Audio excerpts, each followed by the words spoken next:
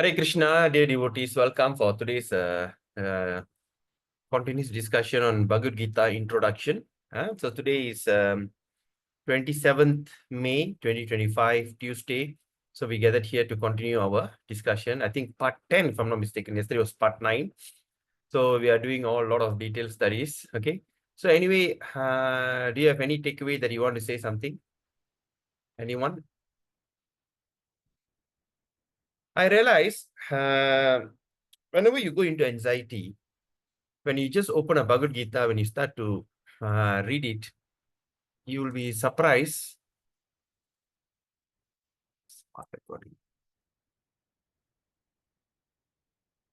You'll be surprised to see that.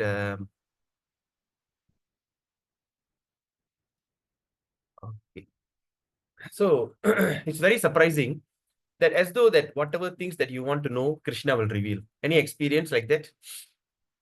You just need to hold the Gita like this to say, "Oh, Krishna," there. You just open. It's as though that Krishna speaks to you. Have you all experienced that before? If you have not experienced, start experiencing it. Sometimes when you want to have advice or some kind of when you don't know what decision to make, the best person to ask is Krishna. So you can worship Bhagavad Gita and ask Krishna for guidance, and you'll be surprised with the result. So, okay, with that thought, let's start our today's program. Let's do invocation.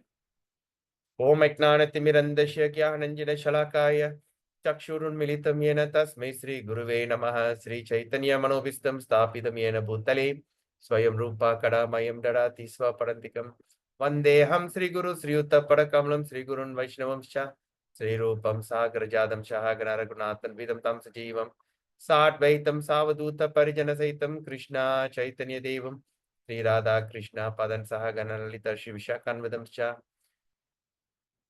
नमा ओम विष्णु पादाय कृष्ण पृष्ठाय भूतले श्रीमदि भक्ति वेदांत स्वामी निति नामिने नमस्ते सरस्वती देवे गौरवाणी प्रचारिणे निर्विशेष शून्यवादी पाशात्य देशतारिणे नमा ओम विष्णु पादाय कृष्ण पृष्ठाय भूतले श्रीमदि भक्ति सिद्धांत सरस्वती नामिने श्री वर्षभनावि विरहितये कृपाब्दये कृष्ण संबंध विज्ञानदायिने प्रभवे नमः माधुर्योज्वल प्रेमाद्य श्री रूपनुग भक्तिर श्री गौर करुणा शक्ति विग्रहाय नमोस्तुते नमस्ते गौरवाणी श्री मूर्ताय दीनतारिणे रूपनुग विरुद्धापसिद्धांतत्वांत हरिणे नमो गौर किशोराय साक्षात् वैराग्य मूर्तये विप्रलंबर संबोधे पादांबुजायते नमः नमो भक्ति विनोदाय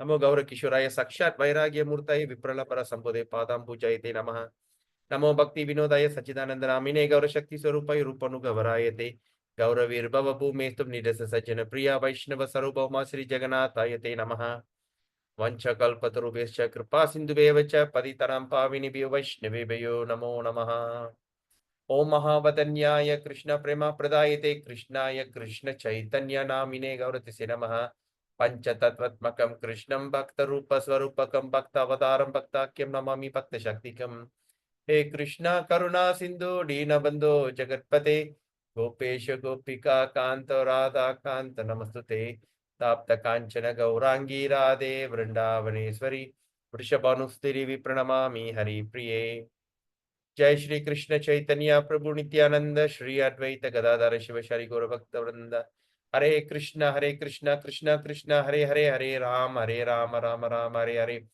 हरे कृष्ण कृष्ण कृष्ण हरे राम राम हरे हरे हरे कृष्ण कृष्ण कृष्ण हरे राम राम हरे हरे ओम नमो भगवते वासुदेवाय ओम नमो भगवते वासुदेवाय ओम नमो भगवते वासुदेवाय नमो विष्णुपदे कृष्णपृष्ठभूतले श्रीमती जयपताक स्वामी नामिनी नामाचार्य पदाय नित्य कृपा प्रदायिने गौर कथामताय नगर ग्रामतारिणे हरे Krishna.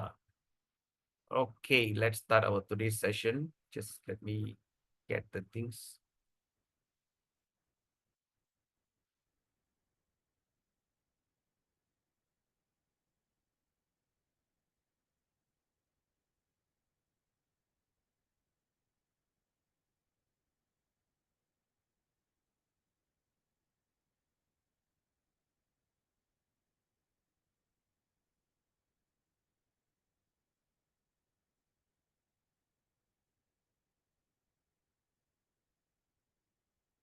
Okay.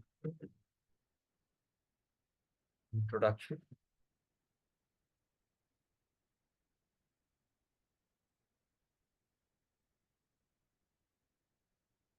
Does not advise Arjuna.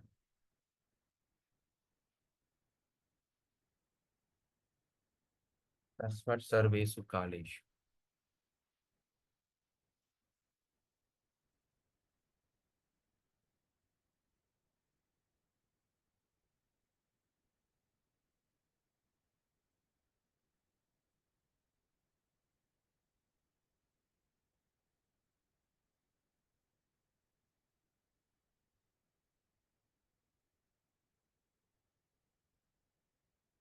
Okay. So, just to recap.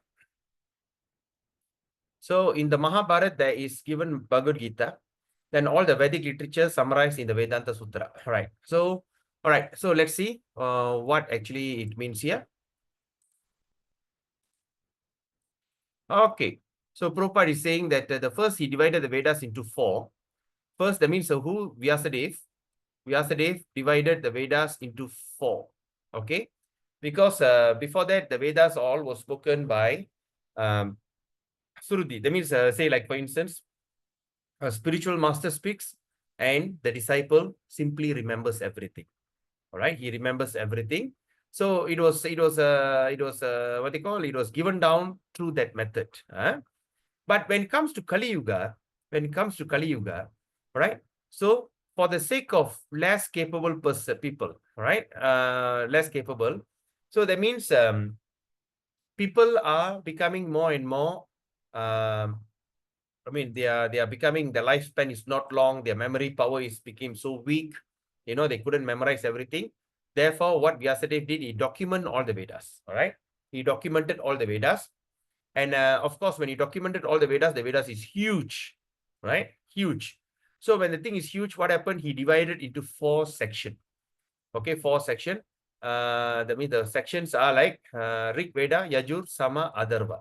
Rig Vedas, Yajur, Sama, Atharva. So he divided the Vedas into four. After he divided into four, he gave to his four confidential disciples. Okay, he gave to his four disciples and told them to expand it. So when each disciple got the Vedas, got each part of the Shastra Veda, so what they did, they divided the Vedas into further four. All right, they divided the Vedas into further four. That means it divided into Sanghita. Sanghita means collection, Upanishad, instruction, Brahmana and Aranyaka, rituals. All right, they divided the Vedas into four. They further divided each Veda into four divisions. And through that four division, they gave a lot of commentary. So there was so many commentaries. So like that, they make it to even, say like for instance, what Prabhupada did, like for instance, introduction of Bhagavad Gita, or say like the teachings of Devahuti, Kapila to Mother Devahuti is one part of the one chapter of Srimad Bhagavad. Teachings of Queen Kunti is on a first canto, Srimad Bhagavad. So all these things are important parts he extracted and make it into a small booklet. Okay. He make it into a small booklet. So for easy digestion. The 10th canto has been summarized in Krishna, the Supreme Personality of Godhead. So like that, so you make it simplified. So people could just read it. If not, they're going to carry the big book, walk around and all this. It's not easy. So similarly, the Vedas has been divided into four and further divided into four with millions and millions of commentary. Okay. So like that. So after he divided the Vedas into four, then he explained them in the Puranas. Then he explained them in the Puranas. All right. All right. So what is Purana? Later we'll discuss. So, but for the less capable person means what? Like for instance, like Vaishya, Shudra, and women. For these kind of people and common people, right? What happened? He wrote Mahabharata. Now the question is, what does it mean by Vaishya? So Vaishya means like the business people like Chettiar and all these people. They have no time to study. For them, when the child is born, when they're born into that Vaishya family, from the day one, they will teach them accounting. All right. And after that, they straightaway go into business. They have no time to go to Gurukul, study the Shastra. The one that go to Gurukul and study the Shastra are the Brahmanas, because they are the upholder of the what they call of the Dharma, right? The second person is Kshatriya, because Kshatriya are the kings and the prince, the administrative. So they need to administer the country according to the rules, injunction of the Vedas. For that reason, these are the two people usually go into Gurukul to study the Vedas, to study Shastra under Guru. For Vaishya, they have no time. They are always money-minded. They're always thinking about how to make money and how to expand the business and which are the countries they have to go and all this and that, right? The second part of the person, Shudra. Shudra is the servants. So, like for instance, we see in Srimad Bhagavatam, where what happened, Vyasadeva in previous birth was a son of Sudrani. Okay, she's a maid servant in an ashram. So as a maid servant in ashram, ever since Narada was born in his previous birth, he was trained to serve. He never attended any formal classes. He did not go to join the Gurukul when all the Bhakti Vedantas, all they came, they were giving. He didn't go and attend the Gurukul, learn the Shastra. So what happened? He went and he was trained to serve from the day one. All right, they said, now you take the plate and go and give to the sadhu. Now you take the plate and wash the thing, like that. So while in that process of doing that serving, sometimes a butler or a waiter will be standing beside serving water and drink, but he also overhear the confidential discussion. Say a prime minister is talking to the minister and want to make some serious decision, but the waiter was standing there, serve them water, serve them. He also overhears. So similarly, when Narada in his previous birth, he overheard the conversation between the sadhus, and he became overwhelmed. They are all the Bhakti Vedantas. When we go into Srimad Bhagavatam, we will study that. So when he got overwhelmed, what happened? So he went and so he was listening to them and everything. His heart changed. Then after that, he realized that serving the Vaishnava sadhus are very auspicious. Then after that, after they complete their meal and everything, he go and ask their permission. Because he heard eating the remnants of the food offered to Vaishnava sadhus, Bhakti Vedanta, it is so auspicious for purification. He had his food. In say, like for instance, a waiter in a king, the king's waiter is not deprived of food. All right. If you are a waiter for a king or the prime minister, you dress up so nicely. You are given all fantastic facility. Then after that, the food that has been prepared for the prime minister and all the kings or whatever, you also will eat that same food, right? So the prime minister eats, and after that, whatever things there, they also eat, right? Because for official meeting, the prime minister, the king, all don't eat much. They just put a sip of water, sip of juice, maybe eat one or two. That's it. But what happened to all the preparation? They don't throw away. The waiters will eat. So that means the waiter is also given all facility that given to the king or the prime minister. So similarly, he has food, but yet he went and approached the sadhus and asked their permission. Can I take remnant of your food? And they said, okay, go ahead. He asked their permission. And after he started eating the remnants of the Bhakti Vedanta, the food left over by the Bhakti Vedanta, that's when he started to achieve self-realization. Right? Okay, anyway, I'm going out of the topic. So like this. So like an example, like how Narada Muni in previous birth was trained as a Sudra by the mother to serve. He couldn't like that. So Sudras they don't have facility to go to Gurukul to learn. All right. The third category is women. Why women are like that? Because women do not go to Gurukul. Women are trained by the mother. The girls, when the girl is born, protected by the father and trained by the mother. The mother will train the daughter. Sometimes, in a typical Indian way of life, right? If the daughter-in-law misbehave or something like that, or the husband usually asks, or sometimes mother-in-law, என்ன உன்னை வளர்த்திருக்காங்க? உங்க அம்மா என்ன உன்னை வளர்த்திருக்காங்க? Right? The term they usually say, your mother brought you up very wrongly. உன்னை என்ன வளர்த்திருக்காங்க? Or if she is so glorious, உங்க அம்மா உன்னை நல்லா வளர்த்திருக்காங்க. You are trained so nicely. So that's a normal thing. So the girls are first trained by the mother. All right? What they train, okay, how to train to keep the house tidy and clean, right? How to cook, how to serve, and how to understand what is their favorite food and everything. So they learn all varieties of handling the household chores, right? That's why women are known as Illatha Arasi, the queen of the house, right? The queen of the house. See, the man can be anything, So even sometimes as a man also, we also have experience, right? When we want to renovate the house, we cannot renovate as we like. We have to renovate according to our wife's taste. When I did my renovation for my house, my wife wanted a big kitchen. Then I asked, just to make some chapati, why you need to have a big kitchen? I said, no, I want a big kitchen. So I have to agree to her. Okay, I have to build a big kitchen for her. Right? So it's like that. So they also have no access to these kind of Gurukul. Usually the girls don't go to Gurukul. The girls are trained at home. Right? So like that. So for that less capable people, what happened? He wrote Mahabharat. What is Mahabharat? Mahabharat is an ancient history of India.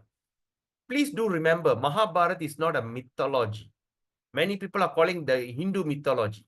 It's not a folklore. It's not a fairy tales. It is the truth. It is the history.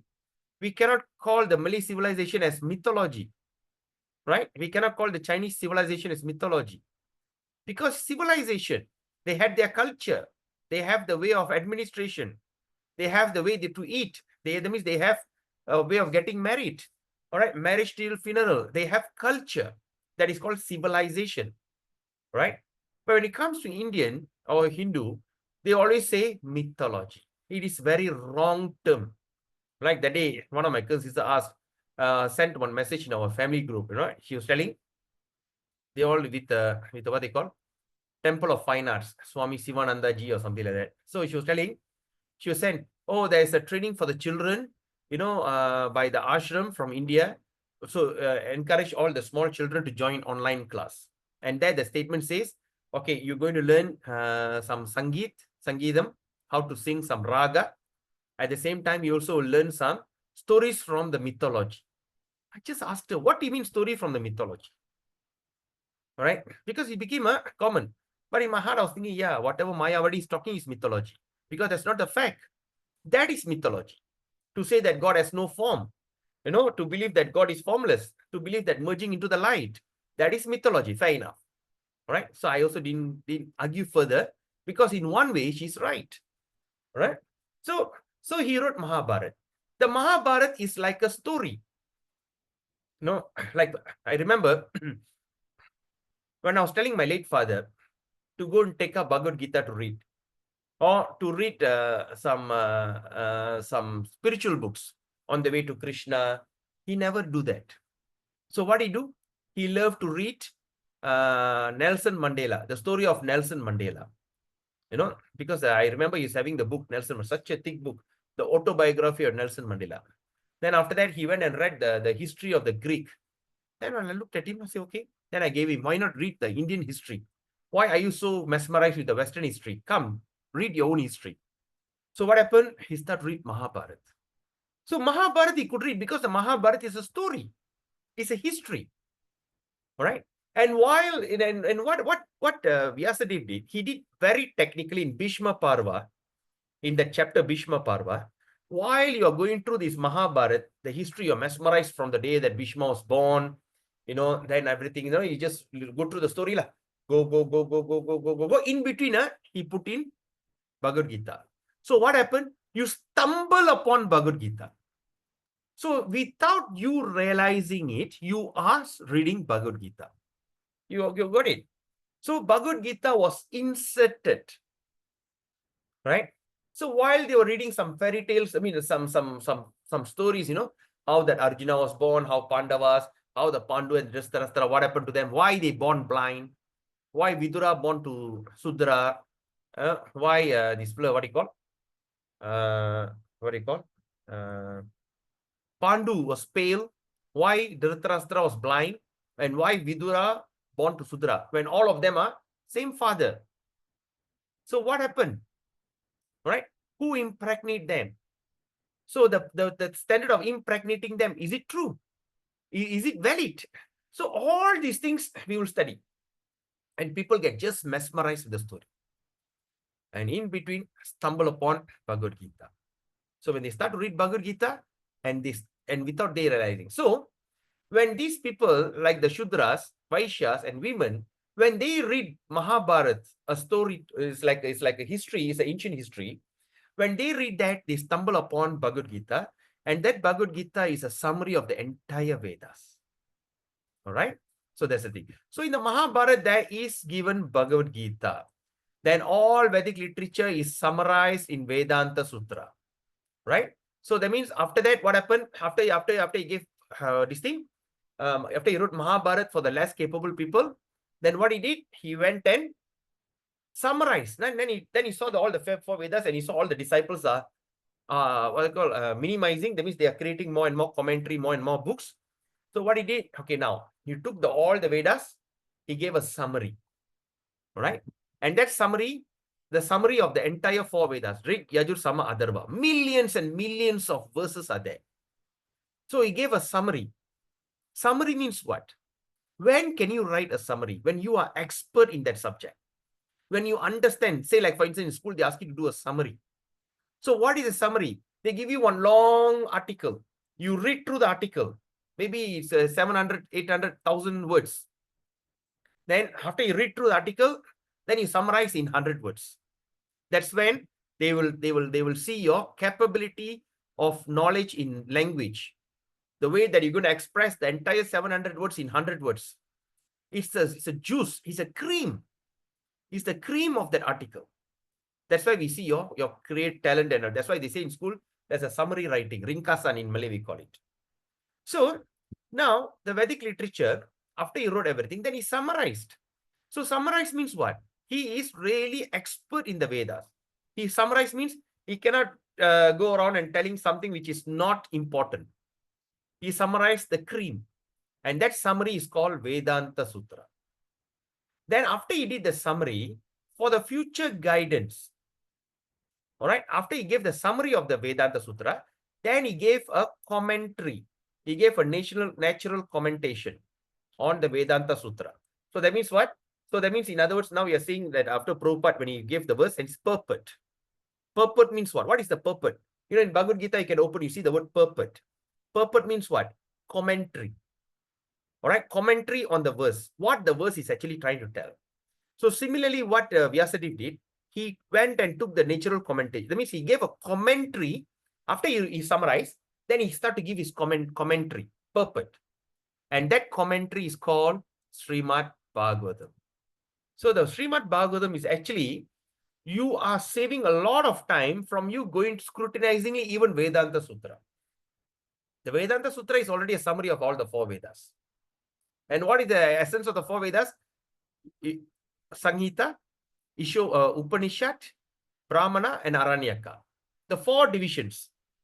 Okay? That means he took all the things and he summarized everything into Vedanta Sutra. Then after that, he gives commentary. How to understand the thing? Commentary. And that's why Srimad Bhagavatam is meant for this thing. So we must always engage. Prabhupada says, engage our mind in reading these Vedic literatures. Just as materialists engage their mind in reading newspaper, magazine, and so on. You know, sometimes when you are involved in certain kinds, say like for instance, if you are a businessman, or like myself, you know, as a forex trader, sometimes I need to read the magazine, the Age magazine, the Financial Times, right? And also I have to stay abreast with all these latest political things that happening, because that will affect our trading. So we need to read. So as how the materialists need to read all these mundane things. Similarly, if you want to always engage yourself in your mind in the bhakti, in sadhana bhakti, you should be always reading this Vedic literature. All right. So we must transfer our reading. Prabhupada says, simply transfer our reading to this literature which is given to us by Vyasadeva. In that way, it will be possible for us to remember the Supreme Lord at the time of death. Okay, yesterday I was asking, what is the possibilities? What is the possibilities? He said, okay, when I become old, I can remember Krishna. All right. See, the death will happen. It doesn't give you a indication. All right. But after that, there's 4 indication that says time is getting near. The first indication, you easily fall sick. You see your resistant power reduce. Second indication, your eyes start to dwindle. You need to correct your eyes with specs. You can't see things. You have to have reading glass and all these things. The third indication, your tooth will start to fall off. You start to feel your kadapalle, your wisdom tooth. They try to pluck out. That's the indication. Your time is getting near. And the last indication, graying of hair. Your hair start to gray. Turn white. Everything, your beard, everything turn white. This is an indication. All right. Hey, this is all warning, early warning that you are nearing death. All right. But just imagine, sometimes we can't even control our dream. Right? When we sleep, when we dream, we dream something that, sometimes the certain things that you have subtly within your heart. Certain desires subtly you have in your heart will manifest in your dream. All right? So what Prabhupada explained, death is just like 7 months sleep. 6 months sleep or something like that. 7 months sleep. So a person dies, it's as though he's going into deep sleep. Then after that, it appears in the womb. For 7 months, the child is no conscious. Then after that, 7th month onwards, the conscious will come. Something like that. 6 months or 7 months or something like that. I can't remember. So even in our dream, we cannot remember Krishna. So when we can remember Krishna, when we can go on reading all our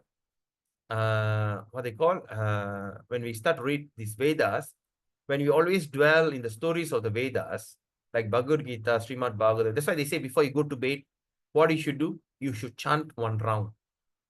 And you should read at least 1 verse from Bhagavad Gita. Not simply read, contemplate on it.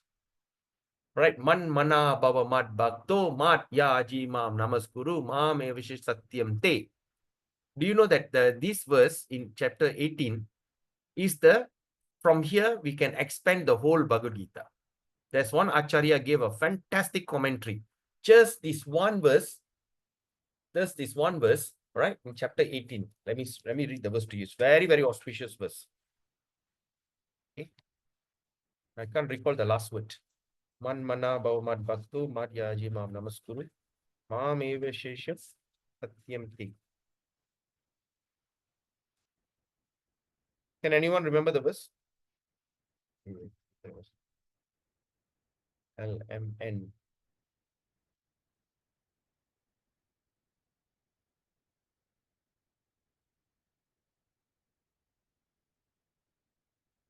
(1878), right? The verse 1878. Okay, what it says? 1878. Oops, not 1878.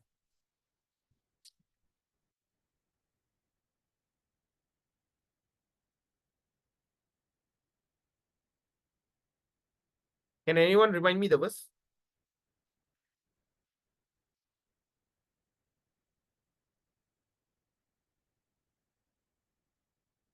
M.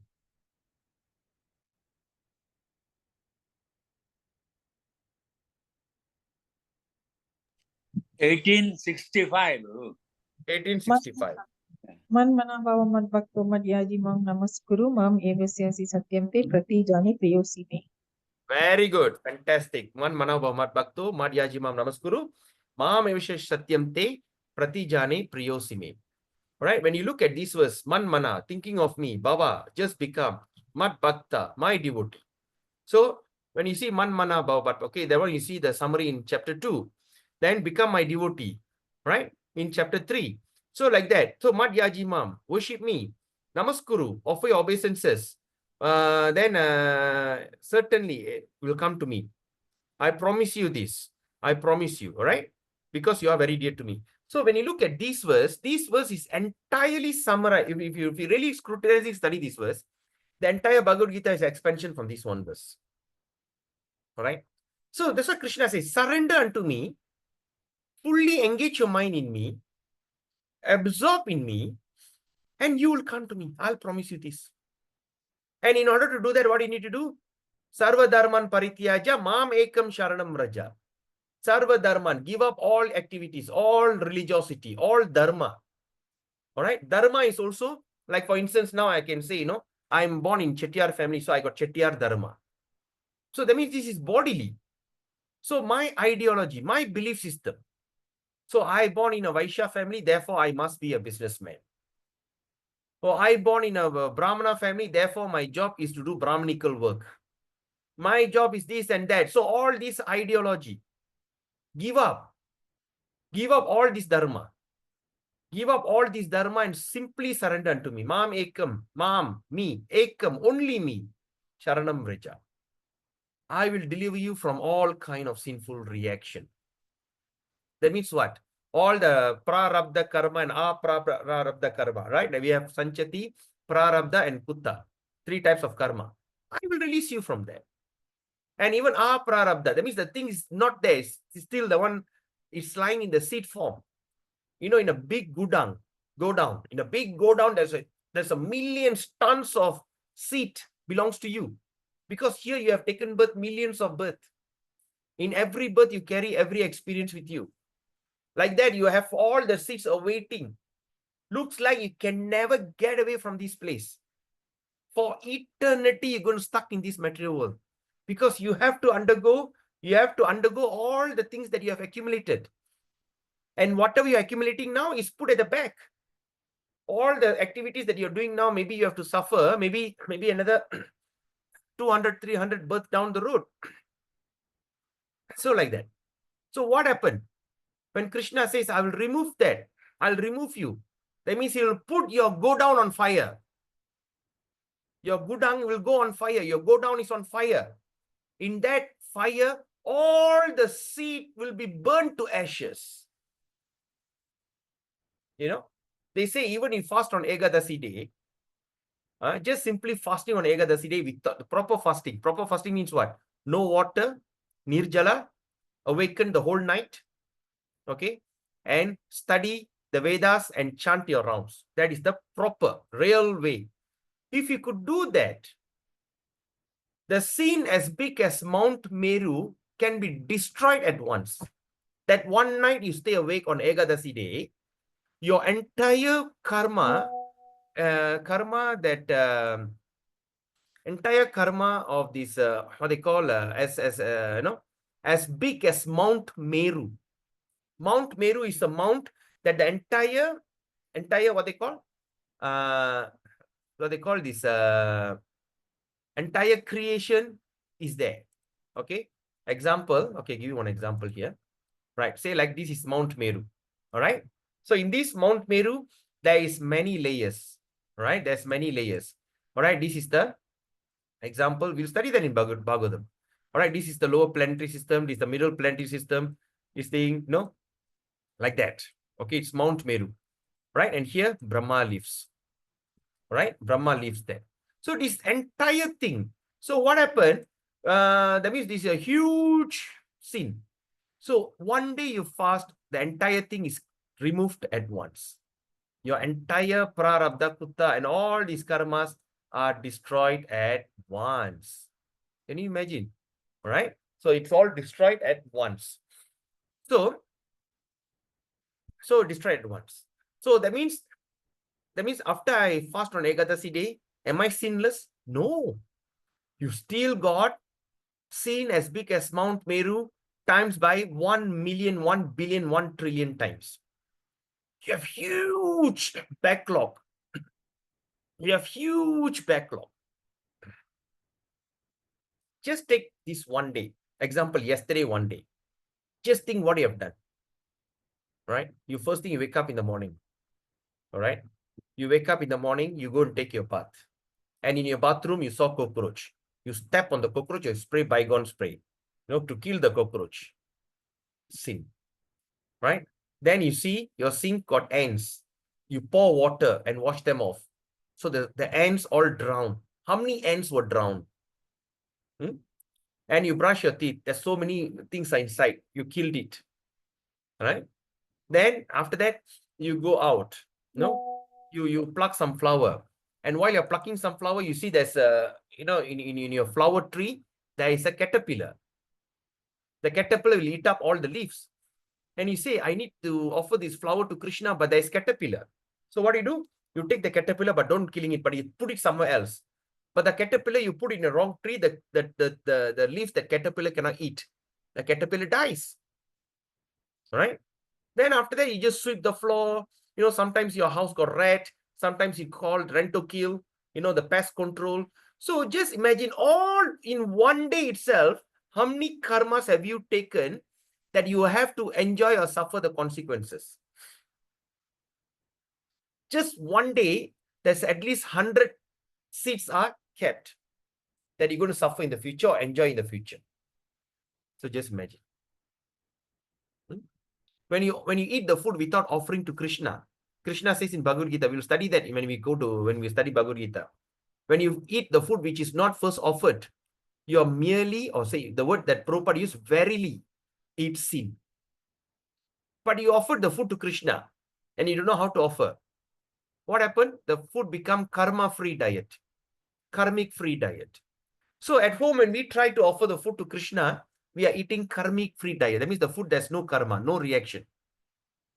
All right? Because we don't have the proper utensil, we don't have the proper mindset to cook and a lot of things, plus. But at the same time, when we go to temple, the person who cooks, the Mataji who cooks in the temple is all Brahmin initiated Matajis. Right? They cook differently and they offer to the deity. And at least once a week, you are eating prasadam, the real prasadam. But before that, am I doing that? It's okay. You have to start somewhere. Even like, as I said, even when you start to chant Hare Krishna, when you don't chant properly, it's namabas. It's okay. Eventually, you'll become perfect at it. So eventually, when you start to cook at home and you start to offer to Krishna, eventually you come to that level of the pure cooking and all this. But since I'm only this thing, so I rather don't cook. All right. If you ask me, you rather don't eat sin. It's better to eat karmic-free diet. All right. Anyway, so Krishna says that, so that you engage your mind and everything. I will burn down your go down. I'll burn down. By fasting Ekadasi also, I don't think so you can get rid of all that bad seed of karma that is sick. But Krishna says, surrender unto me. Surrender unto me. The process of surrender is explained in Bhagavad Gita. Krishna convinced Arjuna, the one and only way for you to get rid of this place is to surrender. First he says, Man mana abhav mat bhakto, mat yaji mam namaskuru, mam eva shashi uktaivam, atmana mat parayana. Surrender your heart and soul, everything. But in chapter 1865, it says differently. He said, I promise you this. Why do Krishna need to promise? Because Krishna is giving his word. He said, I promise you this. So similarly, Krishna is promising all of us. So when we surrender to Krishna, so what is the process of surrender? To follow the rules and regulation. That I choose not to involve in any more sin. Because Krishna, once you surrender to Krishna, Krishna is already start to clean you up. But after a while cleaning you up, you take more soil and put on your head. What is the point? So in order to do that, what Krishna says, Acharya says, just don't do this 4 pillars of sin. Don't eat meat or any of these egg, fish. Don't eat all these things. All these nonsense, don't eat. No intoxication. Don't drink all this coffee, tea. Don't take drugs, right? Don't take alcohol. That's it. No, don't smoke. All these are sin. Number 3, he says, don't get involved in illicit sex. All right? Illicit sex. All right? Don't look at it like in what Bible says, Jesus says in one of the commandments. He says, even staring at a woman in a lusty way is considered done adultery. in one of the 10 commandments of Jesus, he said that even looking at a woman in a very lusty way. Oh, look at the sexy girl. Or when you start to look at them, sometimes the advertisement on the billboard, they like to put a girl on a skimpy dress with his almost all revealing or very tight. We look at that, wow, look at her, man. And you start to meditate on that. Even you meditate that is considered adultery. But our nature as a human being, our nature is being attracted to the opposite sex. We cannot say I'm not attracted to any woman. The women cannot say I'm not attracted to any man. Somehow or other, the attraction is there, right? But once you convert your mind into devotional service, the attraction is there, but you're looking at her as a subject. Just like how the doctor, when they treat the patient, that's why when your own family member is sick, they don't treat them. You say any surgery, a surgeon doesn't operate his own family member. He need to ask another surgeon to do. Because for him, that is his mother, father, brother, son, daughter, whatever. But for another surgeon, for them, it is a subject. All right? They call it patient or subject. Whether it works or don't work, it doesn't make any difference. If it works, yes. If it doesn't make, all right, next, they just move on. All right? So we come to the understand when you look at all these things, it's just we take it as subject. We start to have self-realization. And number 4, right? No gambling. Don't gamble, no matter what. Right? Go to casino, try your luck. All these things is not advisable. All right? Because when you are gamble means you are not depending on Krishna, you are depending on your own thinking. But of course, our thinking is so corrupted. Our eyes is corrupted, our reasoning power is corrupted, materially corrupted. How can we come to the good decision? We want to gamble. All right? So all these 4 things, get rid of it. All right? So okay, but the problem is I cannot get rid of it. It's okay. No problem. I cannot give up eating meat. It's okay. I cannot give up my alcohol. It's okay. I cannot having illicit sex. It's okay. I cannot, I must go to KTM. Buddha Toto Magnum. Must. Okay, it's okay. No problem. Just add this one. Chant Hare Krishna. Go on chanting Hare Krishna. The more you're going to chant Hare Krishna again and again and again and again and again, these anarthas will fly away from you. Krishna will help you. Krishna will destroy this anartha for you. Because once Krishna is there, all the inauspicious thing is gone. Just like in the dark room, when there's a light, the entire darkness will disappear. You cannot say, oh, darkness, I must stay here because I've been sitting here all this while. You light coming means I must go, is it? There's no argument. There's no debate. When the light comes in, the darkness will chabot lari, will run away, will just disappear. Similarly, when Krishna comes into your tongue, when Krishna takes over your life, all these anarthas will just simply run off. All right? So chant Hare Krishna. So chant first, then you try to follow the 4 agreements. Once you're okay, then the next step is what Krishna says, surrender unto a spiritual master. Right? Surrender unto a spiritual master. It's very important. We need to accept a spiritual master. Like recently the Ritvik won the case, they start to make a big ooha, like Bangalore, saying that we made it and everything. Right? But His grace, divine grace, Bhakti Pramoda Puri Maharaj, one of the senior disciple of Srila Bhakti Siddhanta Saraswati Prabhupada. He knew Bhakti Siddhanta Saraswati Prabhupada when Bhakti Siddhanta Saraswati Prabhupada was a brahmachari. They have not even taken sannyas. He knew him there. He even attended the funeral of the Samadhi ceremony of Bhakti Gaur Kishore Das Babaji. That means imagine how long. He born in 1898. He left his body in 1999 at 101 year old. Right?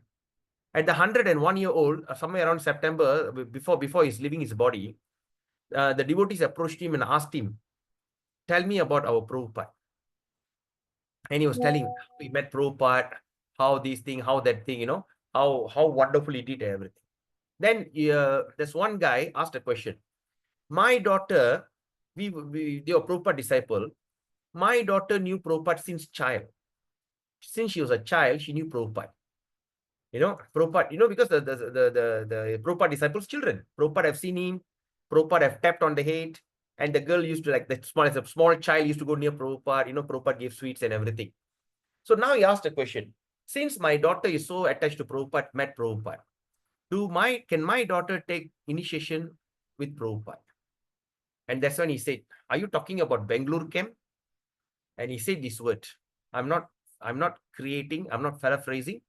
He's the exact word. He said, Appa Sampradaya.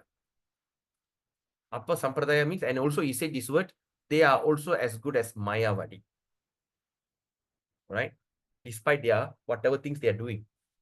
So, in fact, if you all want that video, I can share with you. Right? Even I think if it's possible, I'm not sure whether it's possible. It's okay to share in the group or not, but I like to share you personally. You want, you ask me personally, I'll send you. Okay, whoever wants that video, you must watch that video. Right? So there's no such thing. Prabhupada is there. He lives in his word. He's a Siksha Guru.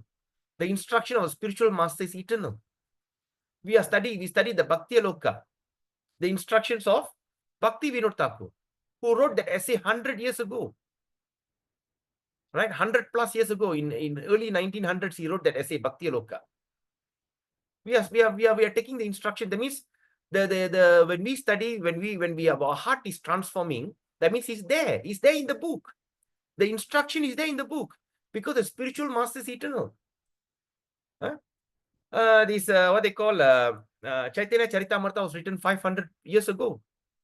Written by who? A great devotee of Lord Chaitanya, Kaviraj Goswami, right? Krishnadas Kaviraj. Right? He has already left.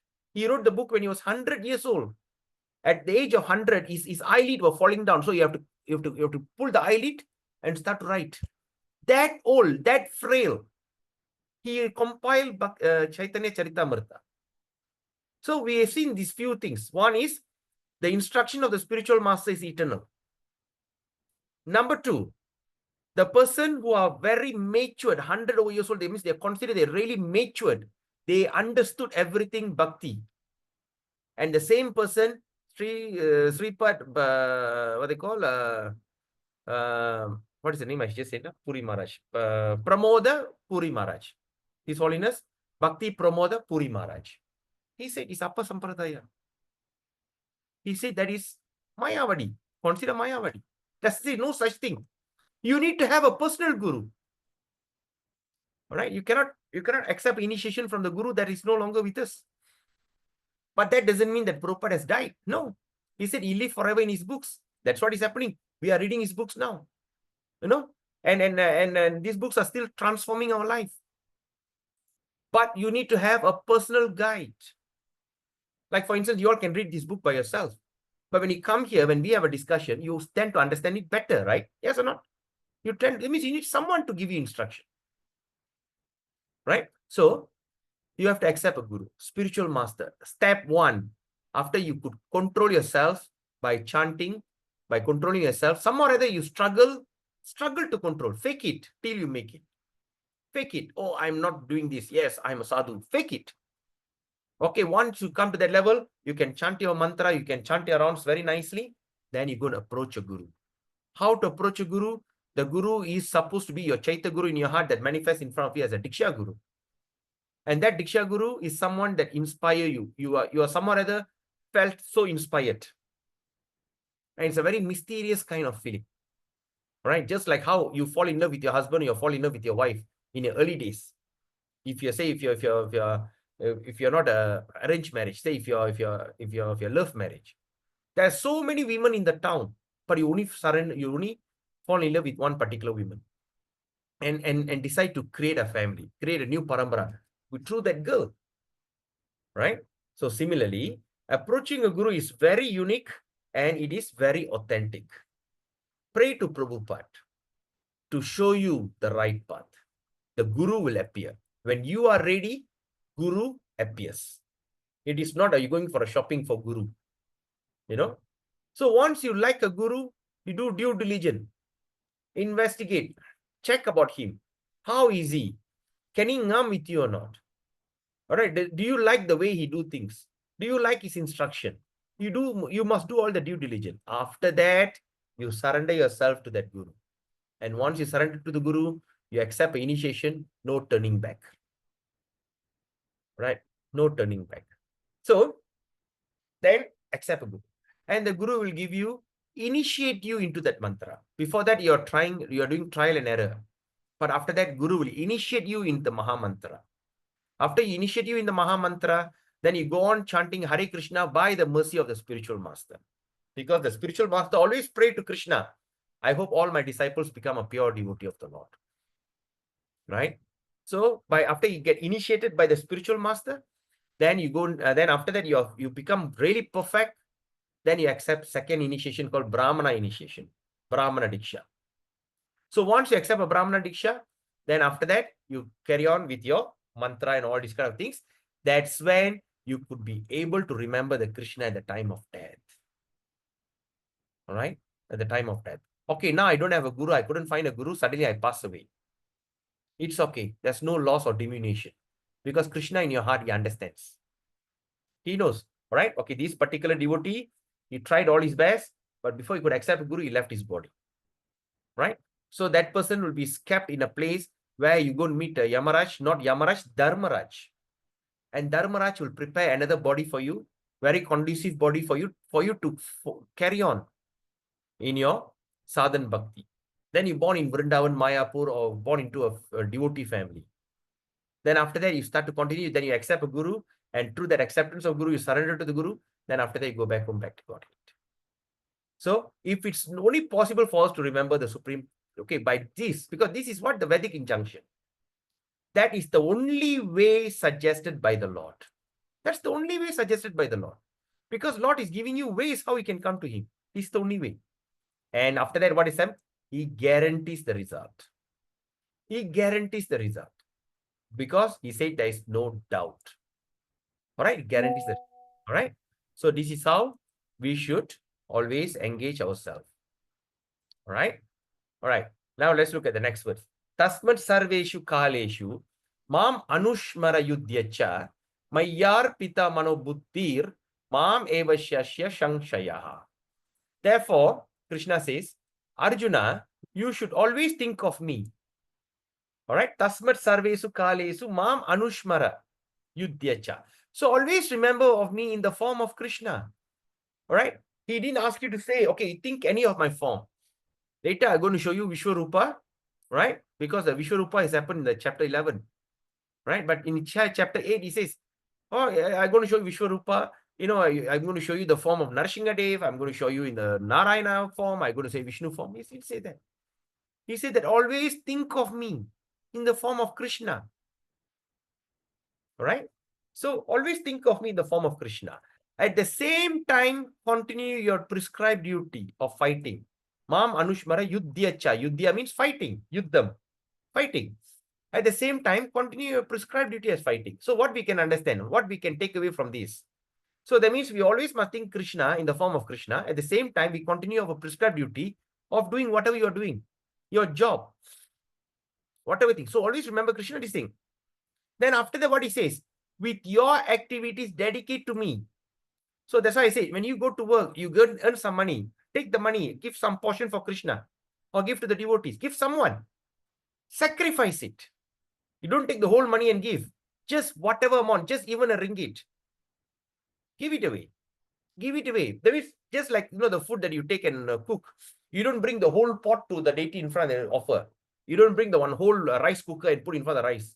You just take all small portion. You put a little ghee and load a little tulsi and just offer to Krishna. After you offer to Krishna, the entire preparation becomes prasadam. So similarly, when you dedicate all your activities to Krishna, your activity becomes devotional service. Right? So what he says, so with your activities dedicated to me, then what is number 2? Maya arpita. Arpanam. Maya. Yengita arpanam pande. Arpanam. Dedicate. Arpita. What? What are you going to dedicate? Mano and buddhi. That means manasiyam, buddhiyam. That means you dedicate your mind and intelligence fixed on me. All right? So that means you are dedicating your mind and intelligence. While you're working, while you're performing, your mind is still contemplating on Krishna. That's why I said, read Bhagavad Gita and contemplate on the Gita. All right? Maybe after this class, you can contemplate. How can I engage my mind and intelligence on Krishna, fixed on him, right? And after that, Krishna says, you will attain me without a doubt. There's no doubt about it, right? So that's the assurance Krishna is giving. He does not advise Arjuna simply to remember him. You must remember that. He did not advise Arjuna, simply remember to him and give up his occupation. He didn't say remember him and give up occupation. He didn't say that. No, the Lord never suggests anything impractical. Always remember that. Krishna never suggests anything which is not practical. You know, so because Krishna knows. Okay.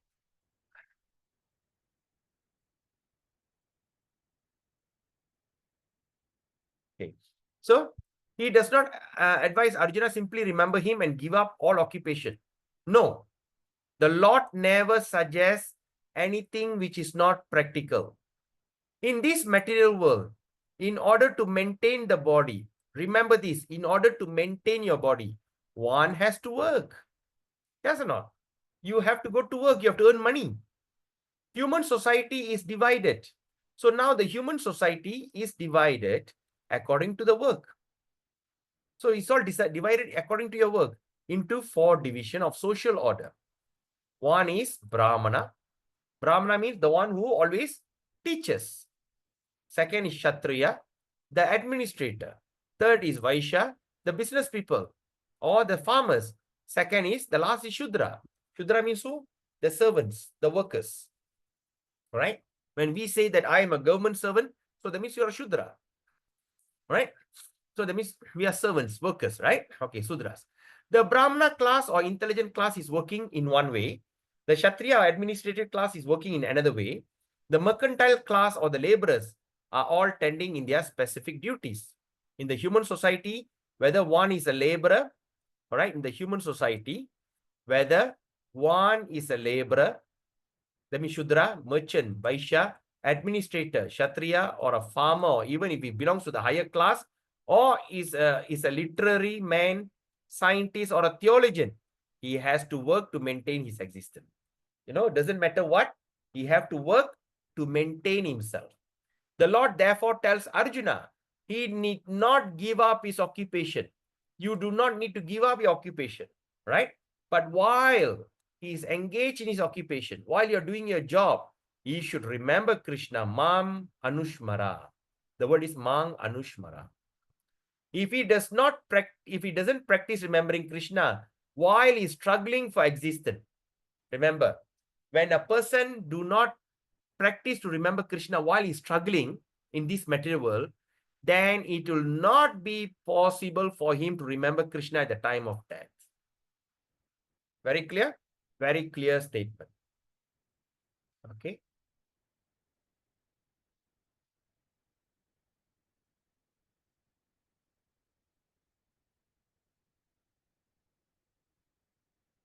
Then, okay.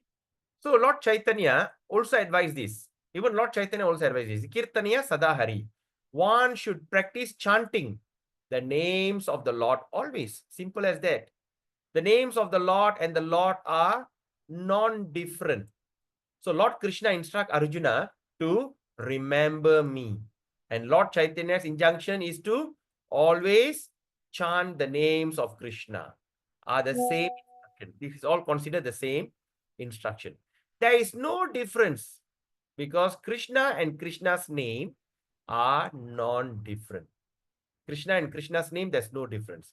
In the absolute status, all right, in the real status, there is no difference between the reference and the referent. All right, this thing. So in the absolute state, in the state of absolute, there is no difference between reference and referent. Okay, in other words, in a fire, in a pit of fire, okay, there's a fire is burning, and you go and take a candle to light up the candle. So the fire is the reference point, and the candle is the referent. So when you take when you take a small fire from that big fire using your candle, there's no difference between that fire and also the candle on your fire. Or the fire on the candle. Sorry. There's no difference between the big fire and the fire on the candle. There's no difference. That is the absolute term. Therefore, we should have to practice remembering the Lord always. His Prabhupada is 24 hours a day by chanting his names and molding our life activity in such a way that we can remember him always. So that means what he says here, the word that we should underline, right? It says like this. So what chanting? And we should mold our life. Okay. So we should mold. That means we should mold our life. That means we have to adjust our life activity in such a way that we can remember him always. All right. So we have to do our adjustment. Okay, we have to do our adjustment. How are we going to adjust our this thing? All right. So far, any questions?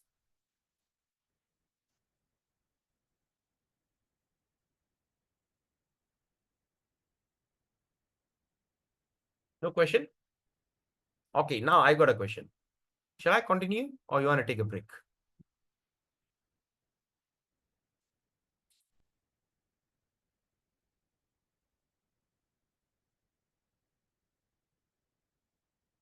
Your silent means what? How to understand the silence here? As you wish, Prabhu. Hey! Take a No. break. Okay. Take a break. All right. Not as I wish. All right. Let's take a short break. Hare Krishna. All right. Let's continue.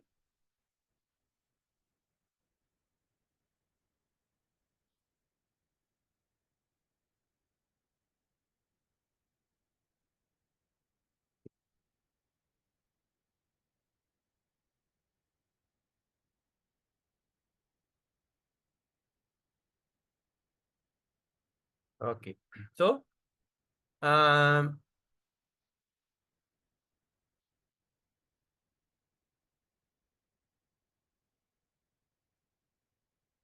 24 hours a day, chanting the name, holding. Okay. We have done this.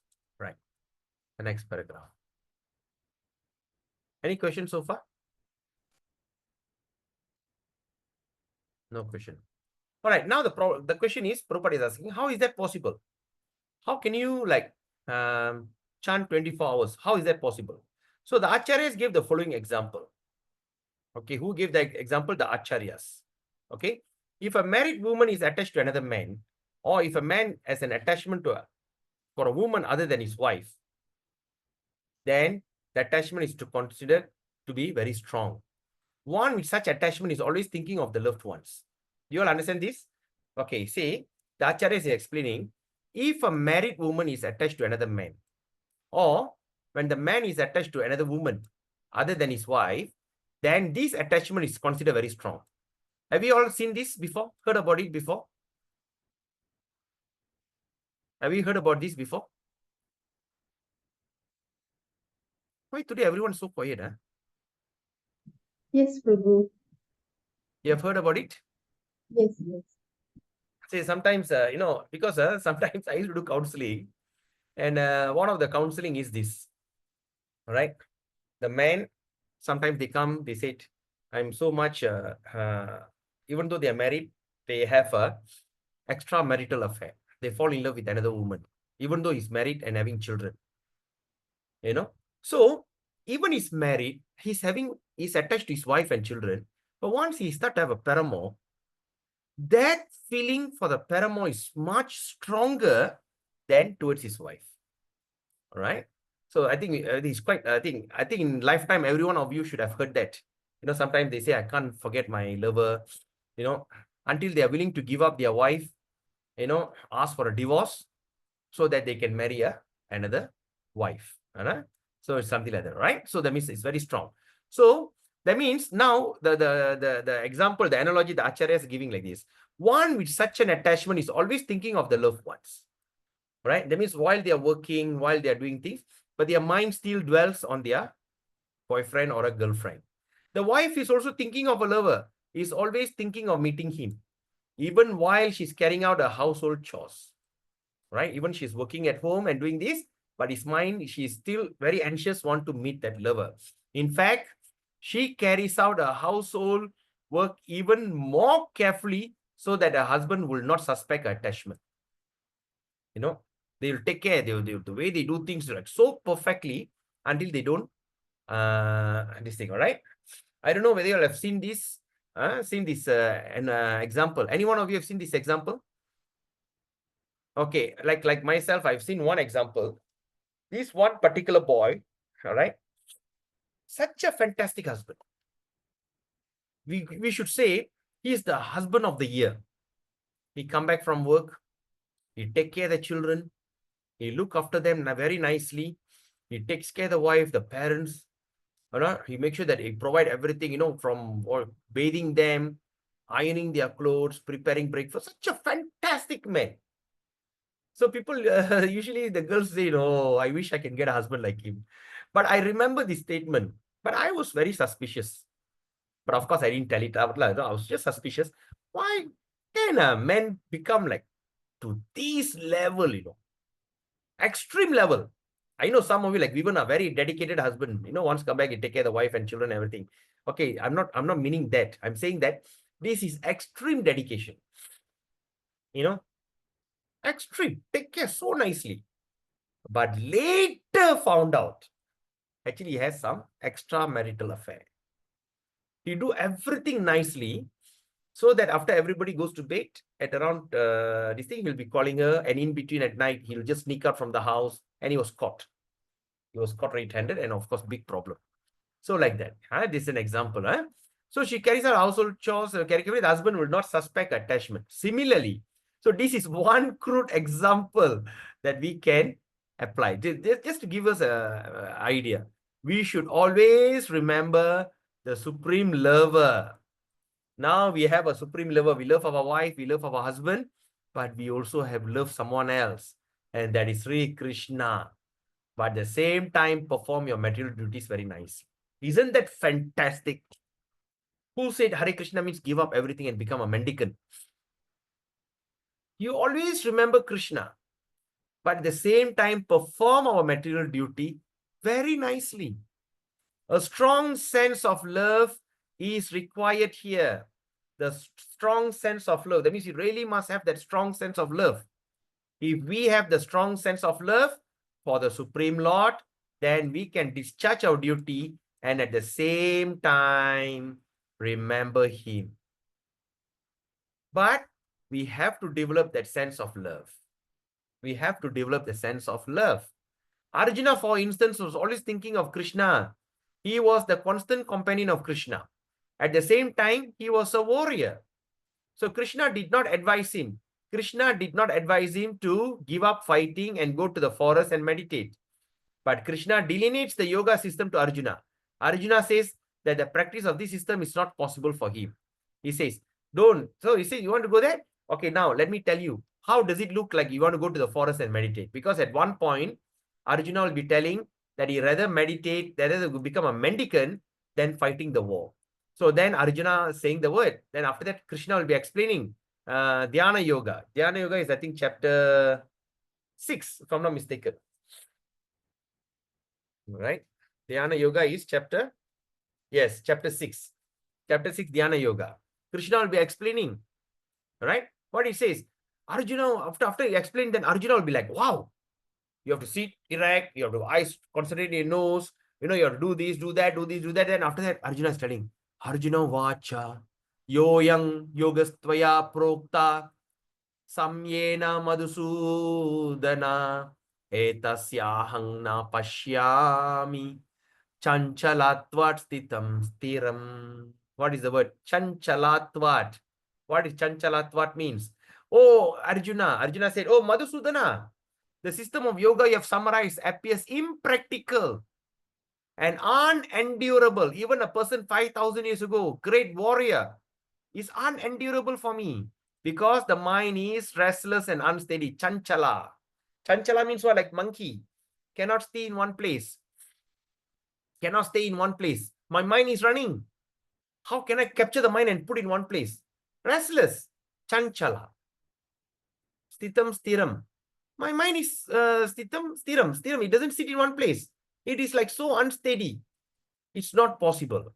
Then, after that, the Lord says, Yoginam api sarvesham madgatena antaratmana Shraddhavan bhajate yomang same yukta tamo mataha. Yoginam api sarvesham. Of all yogis, yoginam api sarvesham. Sarvesham means varieties, all. Among all the yogis, Mat gate nantar atmana. Mat gate nantar atmana. Always, always who think of me. Then, Shraddha. Shraddha means activity. Okay, worship. Bhajate. Worship and engage. Yo mam. Unto me. Mam means me. So, Same yukta tamo mataha. So that means is what Krishna says here.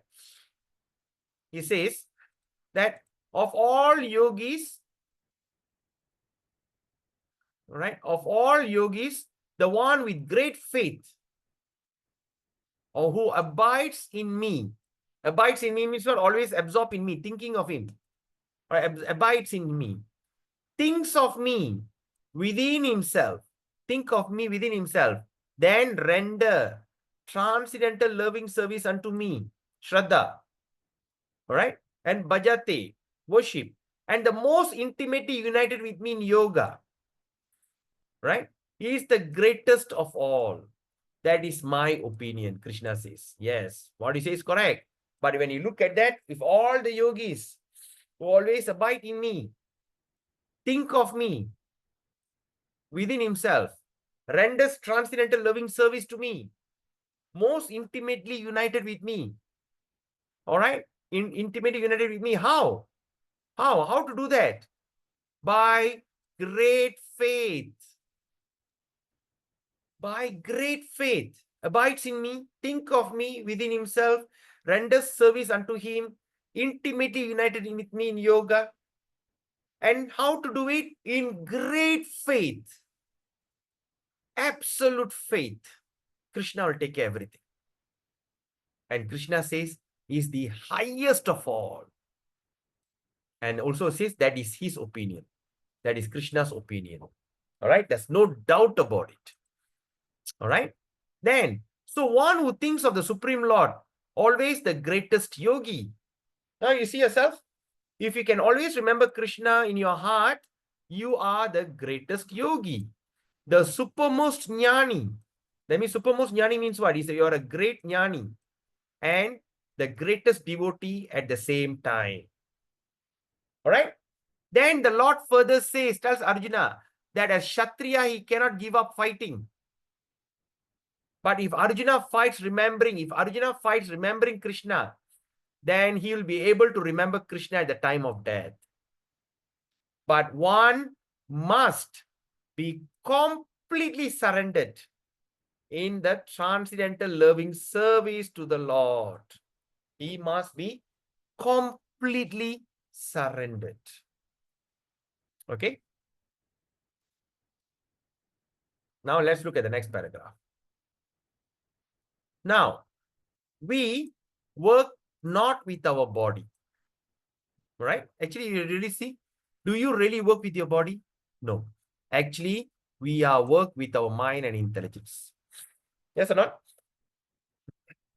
We are, of course, we are driving, we are doing, but how do you drive? How do you do this? How you go and meet people? How do you get the things done? All right? All right? Is using your mind and intelligence. So, if the intelligence and the mind are always engaged in the thought of the Supreme Lord, then naturally the senses are also engaged in his service. So that means what? So that means the intelligence and the mind is the one doing everything. But if we can engage our intelligence and mind, what happened? Naturally the senses, all the other senses also engage in that service of Krishna. So how are we going to purify our intelligence, corrupted intelligence? We have to purify it by studying the Vedas, studying Bhagavad Gita, Bhakti Aloka, Jaiva Dharma, Srimad Bhagavatam, Chaitanya Charitamrita. We need to study all these books to purify our intelligence. The mind, we purify it, engage our mind in chanting the Hare Krishna Maha Mantra. So how are we supposed to engage our mind? Yesterday I was reading Bhagavad Gita, you know, I was saw that one, what do you call? I think we have spoke about here, I think, if I'm not mistaken. How are we going to engage our mind in thinking of Krishna? by remembering his pastime. Think about one pastime of Krishna as a baby, as a lover, as a dancer, or you think about any pastime of any form of Krishna that you're so attracted to, a deity form. If you can't remember all these things, keep your mind blank and just simply listen to the mantra. Think of the mantra. HAREKRSNA, HARERAMA. Hare Krishna, Hare Krishna, Krishna Krishna, Hare Hare, Hare Rama, Rama Rama, Hare Hare, Hare Krishna, Krishna Krishna, Hare Hare, Hare Rama, Rama Rama, Hare Hare. If you're going to say it in your heart, you can never think about the name. Like some people chanting in the heart, or sometimes mumble. Like that. You can't control it unless you are very advanced. The best thing is say it out loud. Right? Say it out loud. You know, when national anthem all stand up, they don't sing the national anthem Negaraku Tana Tumpanya Daraku in the heart. You have to sing it out. You feel very patriotic. Rukun Negara, Maka Kami, Rakyat Malaysia.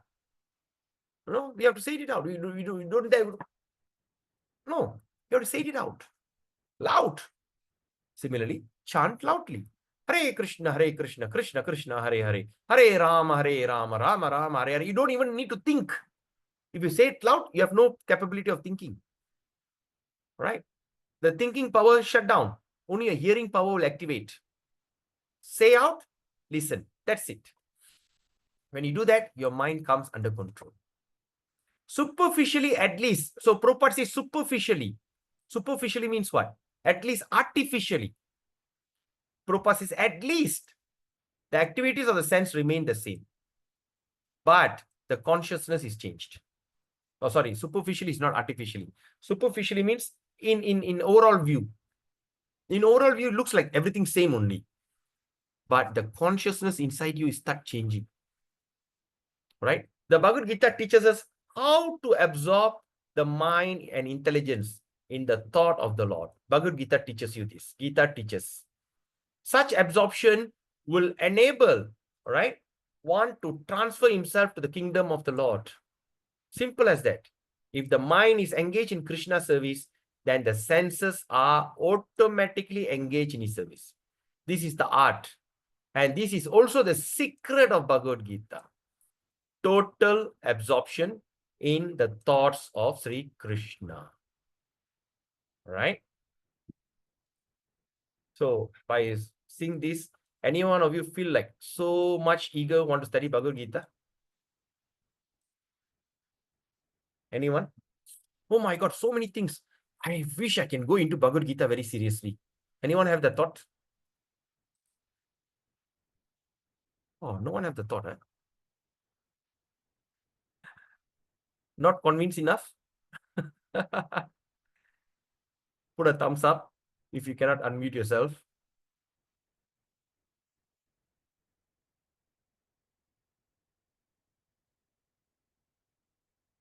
Only one. Others? I think others are listening far away from the recording. Anyway, no problem. So, now, modern men have struggled very hard to reach the moon. Prabhupada says, Prabhupada continues. All right, modern men struggle very hard to reach the moon. But he has not tried very hard to elevate himself, right, spiritually. If one has 50 years life ahead of him, he should engage that brief time in cultivating the practice of remembering Supreme Personality Godhead, right? So that means, say, a modern man has struggled, okay? Struggled very hard to reach the moon. But he has not tried enough to elevate himself spiritually. If one has 50 years of his life ahead of him, he should always engage that brief time in cultivating Krishna consciousness. Okay? Now,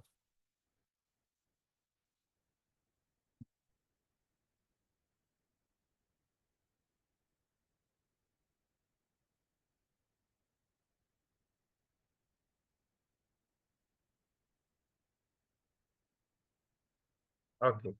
So it says here, Shravanam Kirtanam Vishnu, Smaranam Pada Sevanam, Archanam Vandanam Dasyam, Sakyam Atma Nivedanam. It's mentioned in Srimad Bhagavatam, Canto 7, Chapter 5, Text 23. Okay, who says this? Prahlad Maharaj.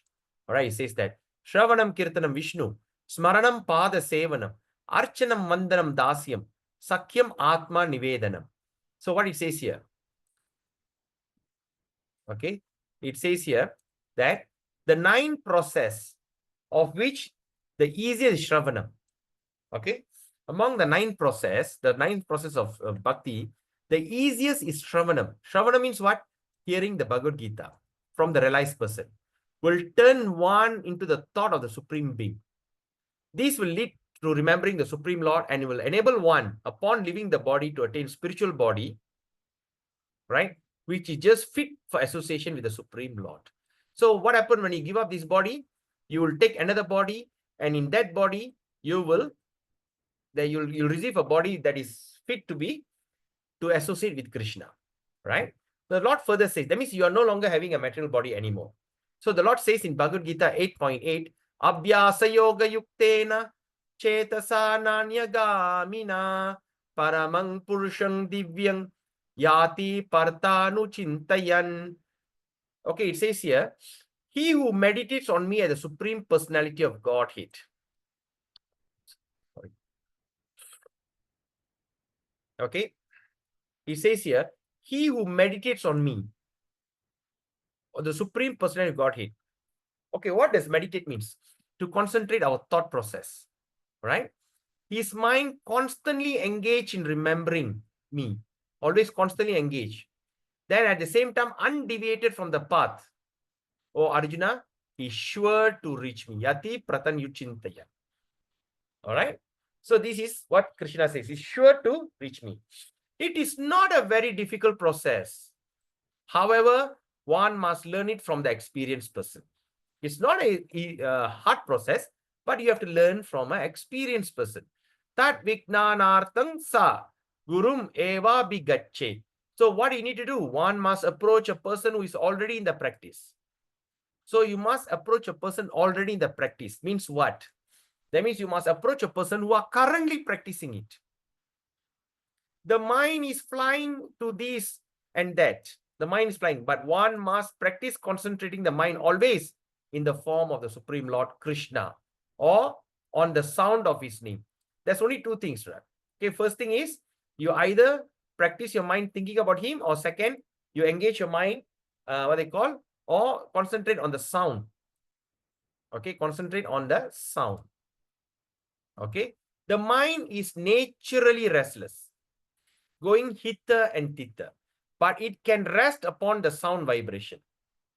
You know, the mind is always hither and thither. Sometimes when you like to put one cinema song, sometimes when the people are frustrated, they like to put some low music, you know, piano, violin, or the sound of the rain cloud. You know, because when your mind runs here haywire, the mind cannot control the mind, but the mind can rest on the sound vibration. Are you all following me on this? Right? So it can rest. So that means now you can rest on the sound of Krishna.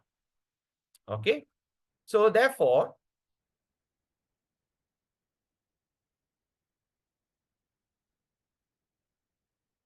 so that means sound of Krishna. So one must meditate on the Param Purusham. Okay. Or the Supreme Personality of Godhead. Param means supreme. Purusha means enjoyer. Or the Supreme Godhead in the spiritual kingdom. Okay. One must thus meditate. Always must remember Krishna in his spiritual kingdom, or the spiritual, or thus attain him. By that you attain him. So already that's why I say that when you start to read about Krishna, when you start to this thing, you start to meditate upon him. The way and the means is for ultimate realization, ultimate attainment, as stated in Bhagavad Gita. And the doors of the knowledge are open to everyone. And these doors of this knowledge is open to everyone. No one is barred out. All classes of men can approach Lord Krishna by thinking of him. For hearing and thinking of him are possible for everyone. Okay? Any questions so far?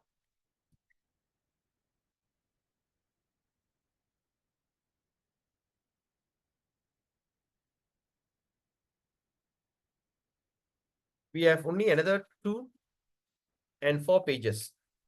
Shall we finish it today or you want to continue tomorrow?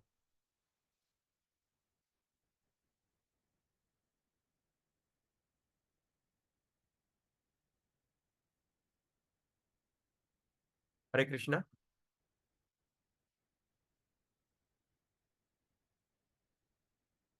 Do you want to continue today or you want to continue? Shall we do it tomorrow to finish up this thing?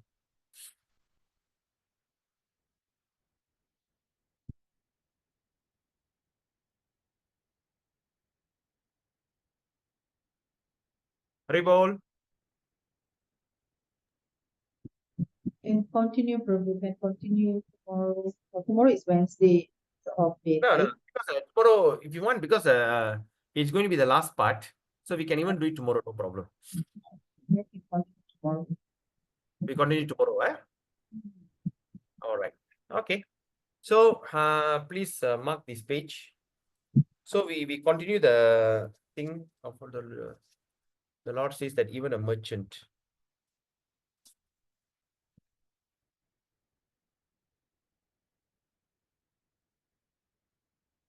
Oh, we have done here.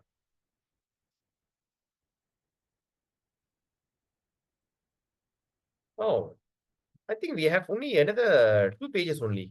I think shall we finish it off today? So we can get ready for next session next week. I'm I think we okay, better. Prabhu. Yeah. Okay. Yeah. Yes, Prabhu. Better. Okay. I think we continue today lah. All right. Okay. So now the Lord further says, Mam hi partha vyapashritya epishu papa yonaya striyo vaishas tata shudras tepi yanti parangatim kim punar brahmana punya bhakta rajarshayo tata anityam ashukam lokam emang prapya bhajasva mam. All right, it says here. So the Lord says here what? Thus the Lord says, okay, thus the Lord says, even a merchant. So even a merchant means what? So merchant is not a big deal. In Kali Yuga, merchant are big deal because you're very rich. All right. So God says even a merchant, a fallen woman or a laborer, doesn't matter. Or even human being in the lowest status or low caste can attain the supreme. One does not need highly developed intelligence, actually. One does not need highly developed intelligence. Because Bhakti Yoga is Buddhi Yoga. All right. The point is that anyone who accepts the principle of Bhakti Yoga and accepts the Supreme Lord as a summum bonum, okay, as the highest target, the ultimate goal, can approach the Lord in the spiritual sky. It doesn't take any qualification, right?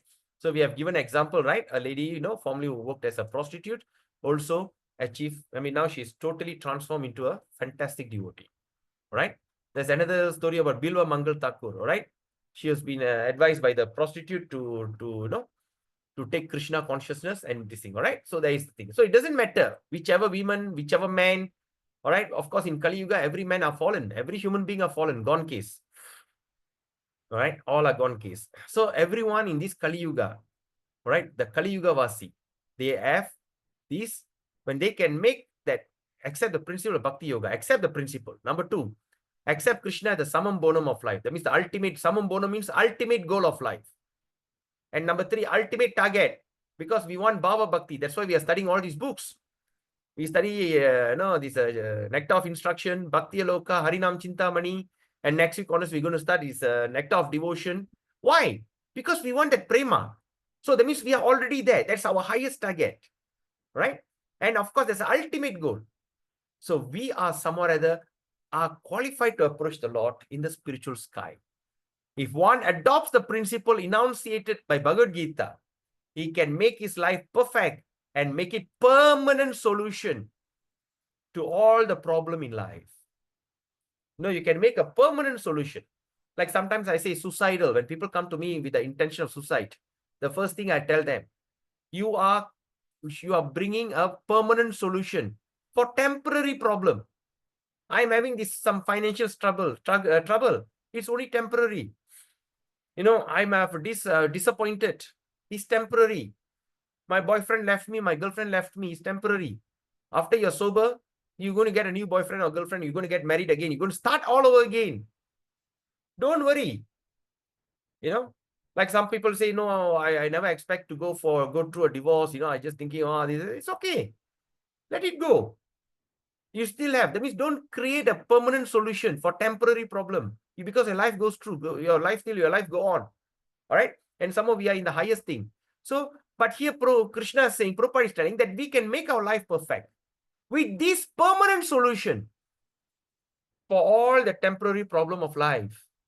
This is the sum and substance of the entire Bhagavad Gita. That is the sum and substance of the entire Bhagavad Gita. So in conclusion, Bhagavad Gita is a transcendental literature which one should read very carefully. Very carefully.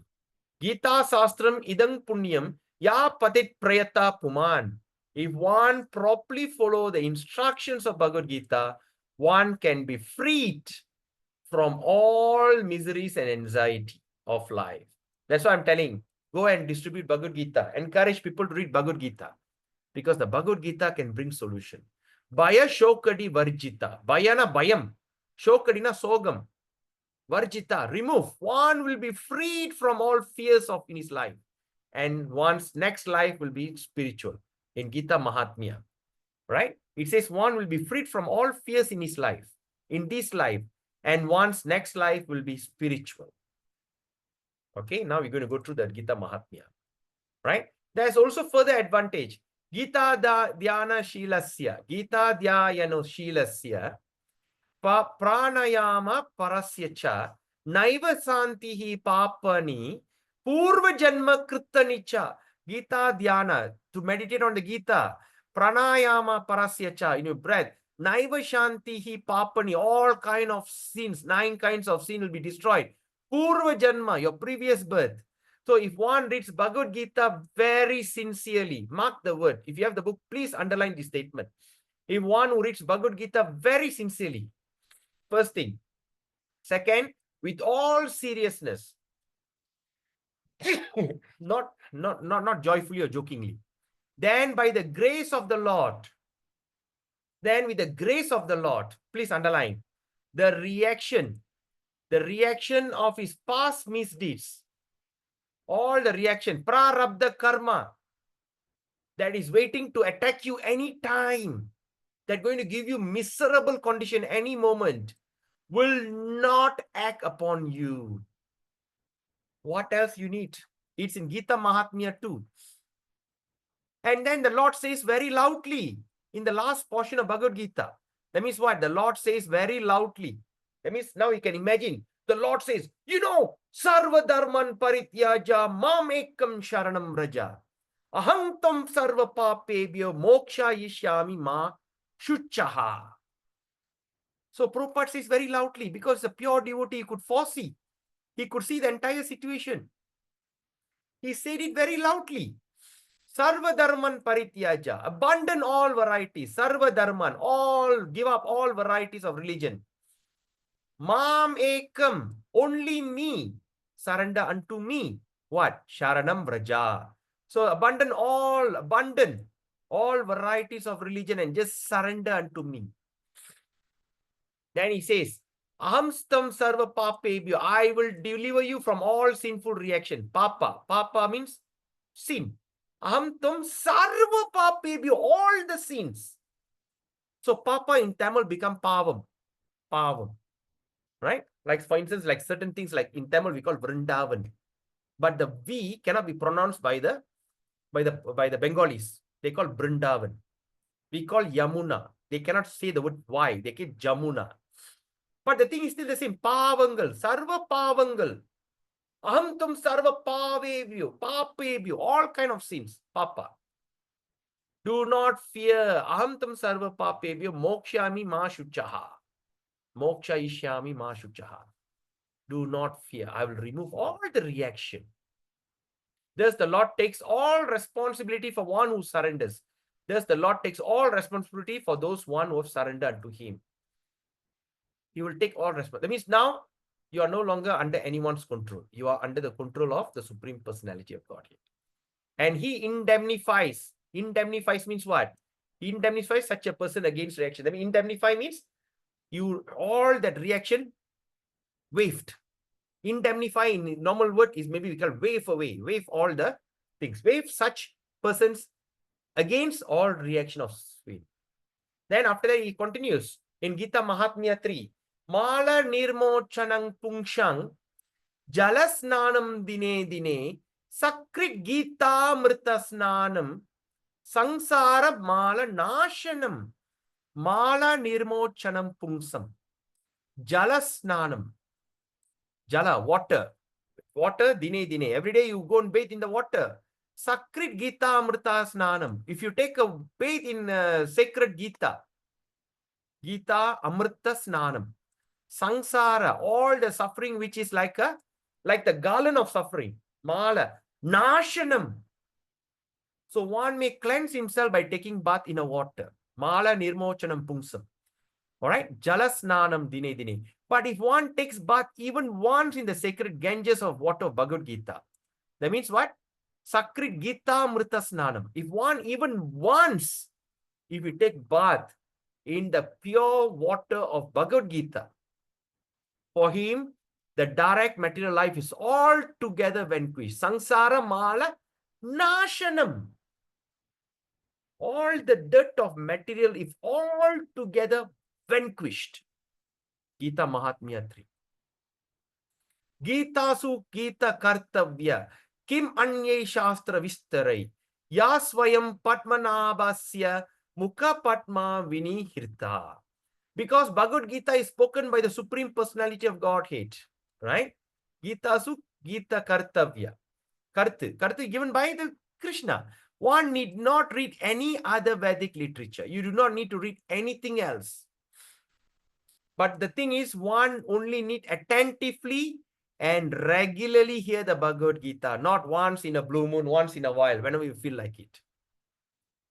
In the present age, people are so absorbed in mundane activities, and it's not possible for them to read all the Vedic literature. But this is not necessary. This one book, Bhagavad Gita, will suffice. It's enough. Because it is the essence of all the Vedic literature, especially because it is spoken by Krishna himself, spoken by the Supreme Personality of Godhead himself. All right. Then it says in Bharadamrita Sarvasvam Vishnu Vaktrat Vinishritam Gita Gangodakam Pitva Punarjanma na Vidyate. One who drinks the water of the Ganges attains salvation. And what to speak about one who drinks the nectar of Bhagavad Gita? Because the water of Bhagavad Ganges is come from the lotus feet of Krishna. The Bhagavad Gita come from the mouth of Krishna. Just by drinking a little water of Ganga, you can go into salvation. But what happens if you read Bhagavad Gita? Drink the nectar of Bhagavad Gita. Bhagavad Gita is the essential nectar of Mahabharata. It's an essential nectar of Mahabharata. And it is spoken by Lord Krishna himself. The original Vishnu. Gita Mahatmya 5. So Bhagavad Gita comes from the mouth of the Supreme Personality of Godhead, and the Ganges said to be emanate from the lotus feet of the Lord. Of course, there's no difference between the mouth and the feet of the Supreme. But an impartial study, we can appreciate that Bhagavad Gita is even more important than the water of Ganga. If you have a Ganga, if you take bath in Ganga every day, okay, anyway, I'll go to that. So in Gita Mahatmya 6, what says, Adi Shankara, he says, Sarvo Padishado, Sarvo Panishado Gavo, Sarvo, all varieties of Upanishad, Sarva Upanishad. Sarva Upanishad. எவ்வளோ விதமான உபநிஷதங்கள் இருக்கு, எவ்வளோ விதமான சர்வ உபநிஷத காவோ தோக்த கோபால நந்தனா பார்த்த வட்ச சுதீர் போக்தா துக்தம் கீதா அமிர்தம் மஹட். The Gita Upanishad, Bhagavad Gita is essential of all Upanishad. Is essential. Sarva Upanishad, essential, all Upanishad. So the Gita Upanishad is the essence.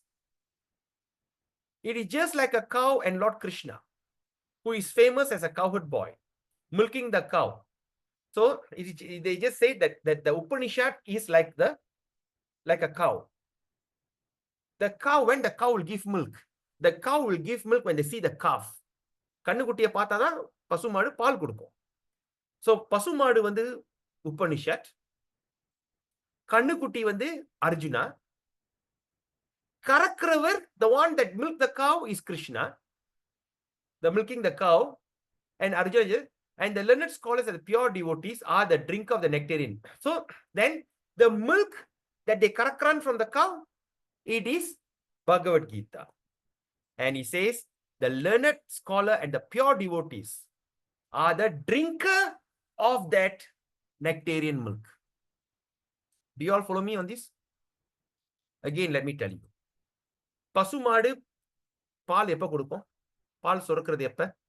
பசுமாடு பால் சுரக்கிறது வந்து when there is a கண்ணுக்குட்டி இருந்தாதான் பசுமாடு பால் கொடுக்கும்.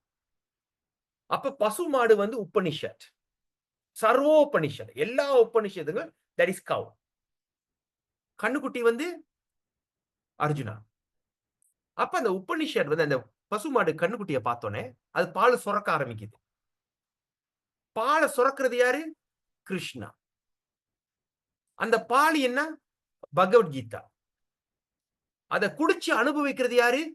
பக்தர்கள், தூய பக்தர்கள். You got it? Right? So let's look at that. Ekam, this Gita Mahatmya 7. Ekam Shastram Devaki Putra Geetam. Eko Deva Devaki Putra Eva. Eko Mantras Tasya Namaniyani. Karmapi Ekam Tasya Devasya Seva. Ekam, only one. Shastra that's spoken by Devaki Putra Geetam. Devaki Putra means the son of Devaki. The Gita that's spoken by son of Devaki. Ekam Shastram, only one Shastra. Eko Devo, only one God. That is the son of Devaki Putra. That is Krishna. Eko Mantra, there's only one mantra. That glorifies this thing. Karmapi Ekam Sarva Tasya Devasya Seva. So in this present day, people are very much eager to have scripture. One God and one religion. Okay, now you see, right? Everybody is thinking about one God, one religion. Why you got so many gods? There's only one God, one religion, and one Vedas, one Shastra, Quran, Bible, just one. So now it says in this present day, people are very much eager to have one scripture, one God, one religion, and one occupation. Therefore, Ekam Shastram Devaki Putra Geetam. Let there be one scripture only. One common scripture of the whole world, Bhagavad Gita. Then Eko Devaki Putra Eva. Let there be one God for the whole world, Sri Krishna, the son of Devaki. Eko Mantras Tasya Namani. There's only one hymn, one mantra, one prayer. The chanting of the name, Hare Krishna, Krishna Krishna, Hare Hare. Hare Rama, Rama Rama, Hare Hare. Karma pi ekam tasya devasya seva. And let there be only one work, the service to the Supreme Personality of God. And you know who spoke all this Gita Mahatmya? Adi Shankara. The Gita Mahatmya was spoken by Adi Shankara. And he says that. Eko Shastram Devaki Putra Geetam. He never say, Eko Shastram Krishna Geetam. Because Krishna, which Krishna are talking about? You know? Which Krishna I'm talking about? Say like example. Now I'm talking about what they call Vaishnava Kripa Prabhu. How many people in this world got Vaishnava Kripa name? There's so many people have Vaishnava Kripa. Right? Now I'm telling, I'm referring to Vaishnava Kripa. So which Vaishnava Kripa? So in the future, everybody understood that I'm referring to Vaishnava Kripa Prabhu. But if this statement is recorded in the future, people may argue, no, actually Padita Tarna was not referring to Vaishnava Kripa Prabhu, which is this, but he's referring to that Vaishnava Kripa Prabhu. So there can be a place for argument. So now I say, Vaishnava Kripa Prabhu is Datto Dr. Menon. So when I say Datto Dr. Menon, that means that is specifically this Vaishnava Kripa Prabhu that hails from Perlis. That is that person, particular. So here when what they call, when Adi Shankara says, this is Krishna, Ekam Shastra Krishna Geetam. Okay, then Eko Krishna, Eko Devo Krishna. Then which Krishna are talking about? Are you referring to that Krishna? Are you talking about Narayana? Are you talking? There can be argument. That's why he used the word Devaki Putra. Devaki Putra is only Krishna is Devaki Putra. Only Krishna is the one that Eko Devo, only Eko, only one God, that is the son of Devaki Putra. There's no place for argument. Like some, like other parampara, they say, no, Narayana is the supreme personality. Only Narayana. And some says, no, only, what they call, like some, this thing, you know, like the baby form of Krishna. Right? Vallabha Sampradaya. So they are like that. They have this. But here he says very straight to the point. On the bull's eye, Devaki Putra, the son of Devaki. All right? So like that. One mantra, that's the name of Hare Krishna, Krishna Krishna, Hare Hare. Hare Rama, Rama Rama, Hare Hare. Karma piekam tasya devasya seva. And let there be only one work, that is the service. All right? So that means what he says here, karma pi, there's only one. Karma means activity, ekam. Activity ekam, only one. Tasya devasya. Seva. That is the service to the Supreme Personality. Into that Tasya devasya, into that Deva, that is Lord Krishna. All right? Now let's look at the succession, the spiritual succession, that all this knowledge, that why we are talking about Brahma, Madhava, Gaudiya, Vaishnava, Sampradaya. Now let's look at the succession, how our parampara started. Evam parambara praptam, parambara praptathila namal kadaikum. Emam rajarshaya viduhu. The Bhagavad Gita is received through the disciplic succession. First, it was given by Krishna. Right? First, it was Krishna. Then, after that, Brahma. Then from Brahma, Brahma instructed to Narada. Narada instructed to Vyasadeva. Vyasadeva instructed to Madhva. Please remember, not Madhava, Madhva. Okay, Madhva. And from here, the Sampradaya started. We call Brahma, Madhava Sampradaya. Formally, it's called as Brahma, Madhava Sampradaya.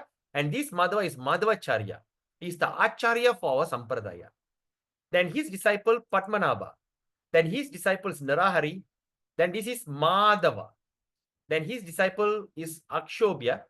Then he is Jayatirtha, Jnana Sindhu, Dayanidhi, Vidyanidhi. All right?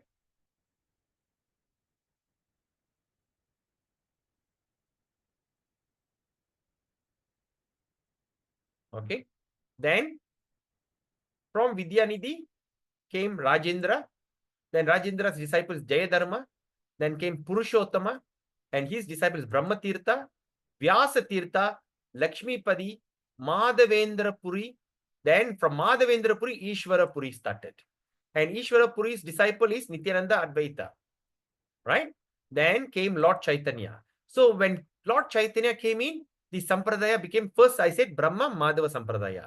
But when Lord Chaitanya took the Sampradaya, it became Brahma Madhava Gaudiya Sampradaya. That's when the Gaudiya entered. And the disciples of Chaitanya Mahaprabhu is Rupa Goswami, the Rupa and Sanatan. Then his disciples Raghunath, Jiva Goswami, and he's Krishna Das Kaviraj, Narottam Das Thakur, Vishwanath Chakravarti Thakur. All right? Vishwanath Chakravarti Thakur. All right? So we're going to read all their books. Okay? We're going to, if possible, we're going to read about what they call Raghunath Das, Goswami, Mana Shiksha. Raghunath Das Goswami, he spoke on Mana Shiksha. Jiva Goswami spoke on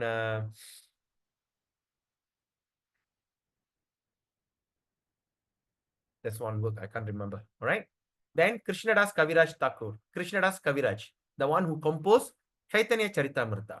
Narottam Das Thakur, he is the one who made all beautiful songs. He was a great poet. Then Vishwanath Chakravarti Thakur, he is the gave commentary on Bhagavad Gita, and also he gave a commentary on Harinam, I mean Bhakti, you know what they call? He gave a commentary on Nectar of Devotion. They call Nectar of Devotion in Sanskrit, we call as what they call? Nectar. Amrita Sindhu. What is Amrita? Bhakti Rasa Amrita Sindhu. Right? Bhakti Rasa Amrita Sindhu was given by Rupa Goswami. Vishwanath Chakravarti gave commentary. He named the thing Bhakti Rasamrita Sindhu Bindu.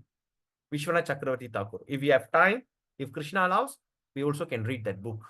Then his disciple is Baladev. Baladeva or Jagannath Das Babaji. Right? Vishwanath Chakravarti Thakur's disciple Jagannath Das Babaji, and his Siksha disciple is Bhakti Vinod Thakur, and Bhakti Vinod Thakur's Siksha disciple is Gaura Kishore Das Babaji, and Gaura Kishore Das Siksha disciple, Diksha disciple is Bhakti Siddhanta Saraswati Thakur, and his disciple is AEC Abhay Charnaravinda Bhakti Vedanta Swami Prabhupada, the founder Acharya of the International Society for Krishna Consciousness. And his disciple is my spiritual master, and that my spiritual master disciple is myself. Like that, it comes under the parampara system. All right? Everything that we must achieve, we must take it under the parampara. If not parampara, it is to be rejected. With that, we have completed our studies of the introduction of Bhagavad Gita by Srila what they call 100 Vishnupada Paramahamsa Parivijakacharya Sri Srimad Abhay Charnaravinda Bhakti Vedanta Swami Srila Prabhupada, founder Acharya of the International Society for Krishna Consciousness, who translated the book according to the as it is, but given according to the modern flavor. The book Bhagavad Gita has been given as is also a standard textbook in all the major universities like Harvard and Oxford in the terms of the studies of Indology. Right? So with that, we complete our session. So now we open for questions. So if Krishna gives, if any inspiration, we can start our chapter 1 anytime soon. So now, do you have any questions, any comment? Now you all got the idea. Just by studying the introduction of Bhagavad Gita alone, it's considered that you got a good picture what to expect in that particular chapter. So keep Bhagavad Gita wherever with you. Travel with Bhagavad Gita. Keep Bhagavad Gita. Whenever you feel down, whenever you feel frustrated, don't go and seek advice from anyone. No? Don't go and look at your Rasi Palan. Today, what happened to my Rasi Palan? Why I feel like so screwed up? You know, don't look for this astrologer. Like, you know, like recently the Guru Perchi.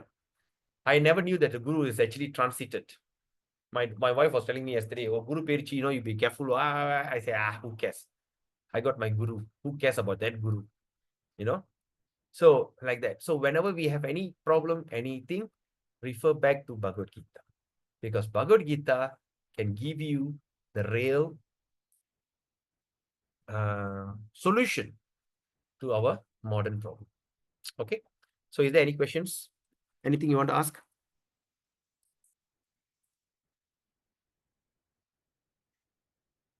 Okay, no question. All right. So next week, so that means this week our class is completed today. There's no classes for this week. Next week as mostly voted for 2 days. So we will set the next week date, and someone next week is a public holiday. So since it's a public holiday, will it be possible that we have a discussion like usual, morning 8 until 11 a.m. Okay, 3 hours because it's a public holiday. It's a school holiday, sorry, 1 week school holiday. So I will set the date because I might be going to outstation because on 31st there's a lot of festivals happening. One is festival of Radha Yatra in Bahau. Bahau, there's a Radha Yatra on the 31st, if I'm not mistaken, Saturday. At the same time, there's also a Vaishnavi gathering in Todu. All the Vaishnavis, lady Matajis are all gathering. They have a Vaishnavi conference. At the same time, it is also a 12th year anniversary of Krishna Balaram Mandir in Malacca, ISKCON Malacca. They're having a big festival. It's supported by the government, Malacca government, and they're going to do a boat festival. You know that the Malacca River, they're going to transform the boat into a chariot rhythm. They're going to take the Krishna Balaram and go on a boat. I think from one corner to one corner and come back. It's going to be a huge festival, right? I think the whole Malacca town is going to go into festivity, right? So if any one of you are nearby, if any of these festivals, please go and join them, right? Don't think, later, tomorrow, next time. Don't procrastinate when it comes to bhakti, right? Because as we understand, there can be also no next time. So while you are here, go and engage yourself in any of these festivals, right? And on the 1st June, there is an opening ceremony of Namahat in Kulim Kada. So maybe some devotees wants to go there. So if any of these festival happen, so we may have the class not on Monday. If I go out station, no, I may come back Tuesday, Sunday or Monday. So we can have it on maybe other days. I'll keep you updated. So starting from next week, we're going to discuss on Nectar of Devotion. All right, detailed studies on Nectar of Devotion because we are still hanging on chapter 1. So we complete the Nectar of Devotion, then we go into Bhagavad Gita. All right. So before we leave, is there any takeaway, anything that you'd like to say?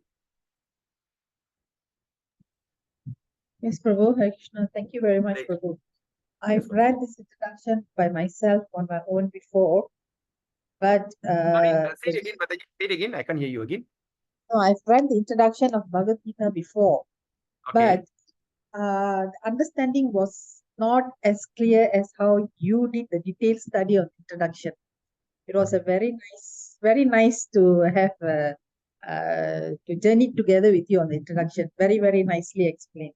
Now I feel as if this just the introduction covered. I feel like the whole I've covered the whole Bhagavad Gita like that.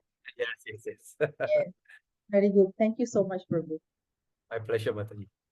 Because I love Bhagavad Gita. I did Yeah, Gita Gyan program, I think how many times already, I did so many times and I start to see a lot of transformation happen after Gita Gyan. Yes, Kesavan? Hare Krishna, Prabhu. Hare Krishna. I've attended your Gita Gyan, Prabhu, last year. So at that time, I feel that Gita Gyan is like deep study. Then now only I realize Gita Gyan is very like surface only. Now the Surface, introduction itself is like very deep, already, Prabhu. Bhagavad Gita. So yeah, let's continue with Nectar of Devotion. Then we come back to Bhagavad Gita, Prabhu. Let's see how it goes.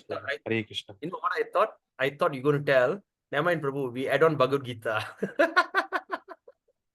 No, Prabhu, I can tell, Prabhu, but my capacity, I can't, Prabhu. That's the problem. My brain capacity, I only can absorb little bit, like that, Prabhu. Yeah. Yes. The Gita Gyan is actually a very surface studies. But just in introduction alone, imagine what Prabhupada gave is unbelievable. And once we dive into Bhagavad Gita, oh my God, it's amazing. All right. Anyone else want to say something? Sadguna Mataji, Karpiyam Saras Mataji, Charan Lakshmi Mataji, Vaishnava Kripa Prabhu. Yes, Mataji, Charan Lakshmi Mataji. Hare Krishna, Prabhu. Reciting slokas alone can relieve a lot of tensions, Prabhu, in my real life. So it's very gifted to have a book all the time. Keeping the book all the time. Keeping Bhagavad Gita all the time in handy. Yes, very true. After reciting the sloka, of course, because the sloka was spoken by Krishna, it's very amazing. Yes, But the same not only reciting and keep by memorizing the slokas, Prabhu, in my real life, a lot of weariness, tensions are released through that. Yes, very true. Very true.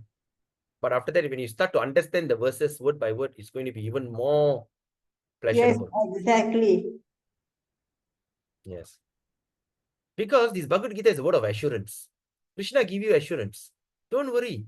You are stuck in this material condition of life. Our condition is not as bad as Arjuna. Because Arjuna need to kill his own family members. Can you imagine? If you are a soldier, if you go and see your father, your uncle, your cousin brothers, all the person that you love so much and they're standing right in front of you, want to fight with you. Even they betray you itself, you feel so heartbroken. சின்ன துரோகம் சொந்தக்காரங்க சின்ன துரோகம் செஞ்சாலே மனசு உடைஞ்சி செதறி போயிடும். இது விரைச்சிக்கிட்டு நிக்கிறானுங்க சண்டைக்கு விரைச்சிக்கிட்டு நிக்கிறானுங்க. If you don't fight, they can kill you. And imagine when Arjuna saw that situation, how much of heart broke. He was devastated. He was devastated so terribly. Until his Gandiva bow never dropped the bow, the Gandiva bow start to sleep, with eyes full of tears. That means he start crying. And imagine what kind of cry, agony.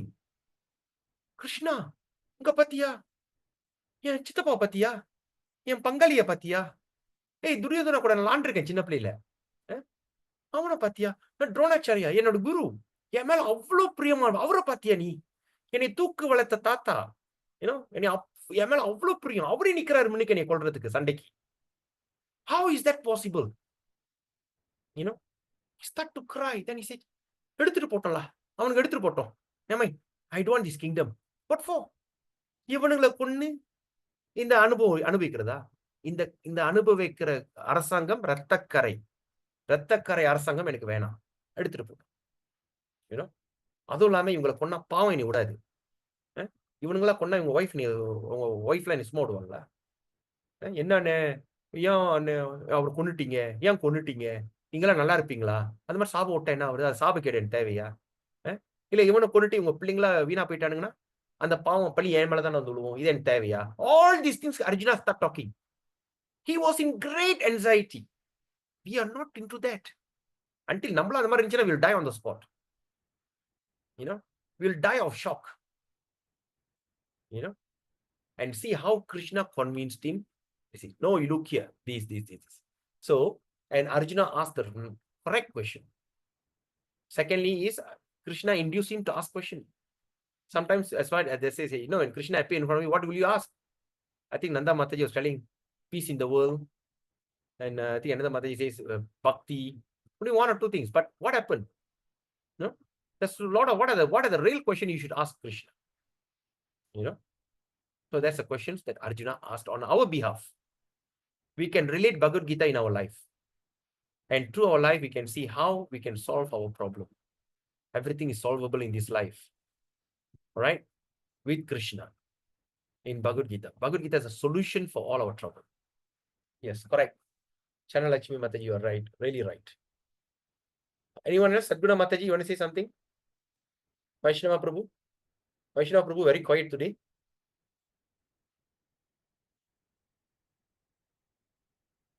I think it's not around. I think it's not nearby the bit, I think. Harpiya Mataji, Saras Mataji. Nothing much, Prabhu. Nothing much. Oh, okay. Okay. So that's all. Okay. So if there's nothing else to share or this thing, so we'll end the session here. Thank you so much for your time. It's my great pleasure to discuss this matter, this topic of just introduction alone, which is full of nectar with all of you, wonderful devotees. We meet again next week. I'll keep you updated. I'll post the thing in the group, either going to be Monday or Tuesday, all right? But definitely we're going to have 2 days. But since it's school holiday, I'm requesting if we can do 3 hours, all right? 8 to 11, all right? But depends on you, all right? So then, till then, have a nice day. Srila Prabhupada ki jai. Vancha kalpatarubhescha. Kripa sindhubhyevacha. Paditanam pavenebhyo vaishnavebhyo namo namaha. Please accept humble obeisances. All glories to Srila Prabhupada. Srimad Bhagavad Gita ki jai. Hare Krishna. Hare Krishna, Prabhu. Thank you so much. Go Ranga.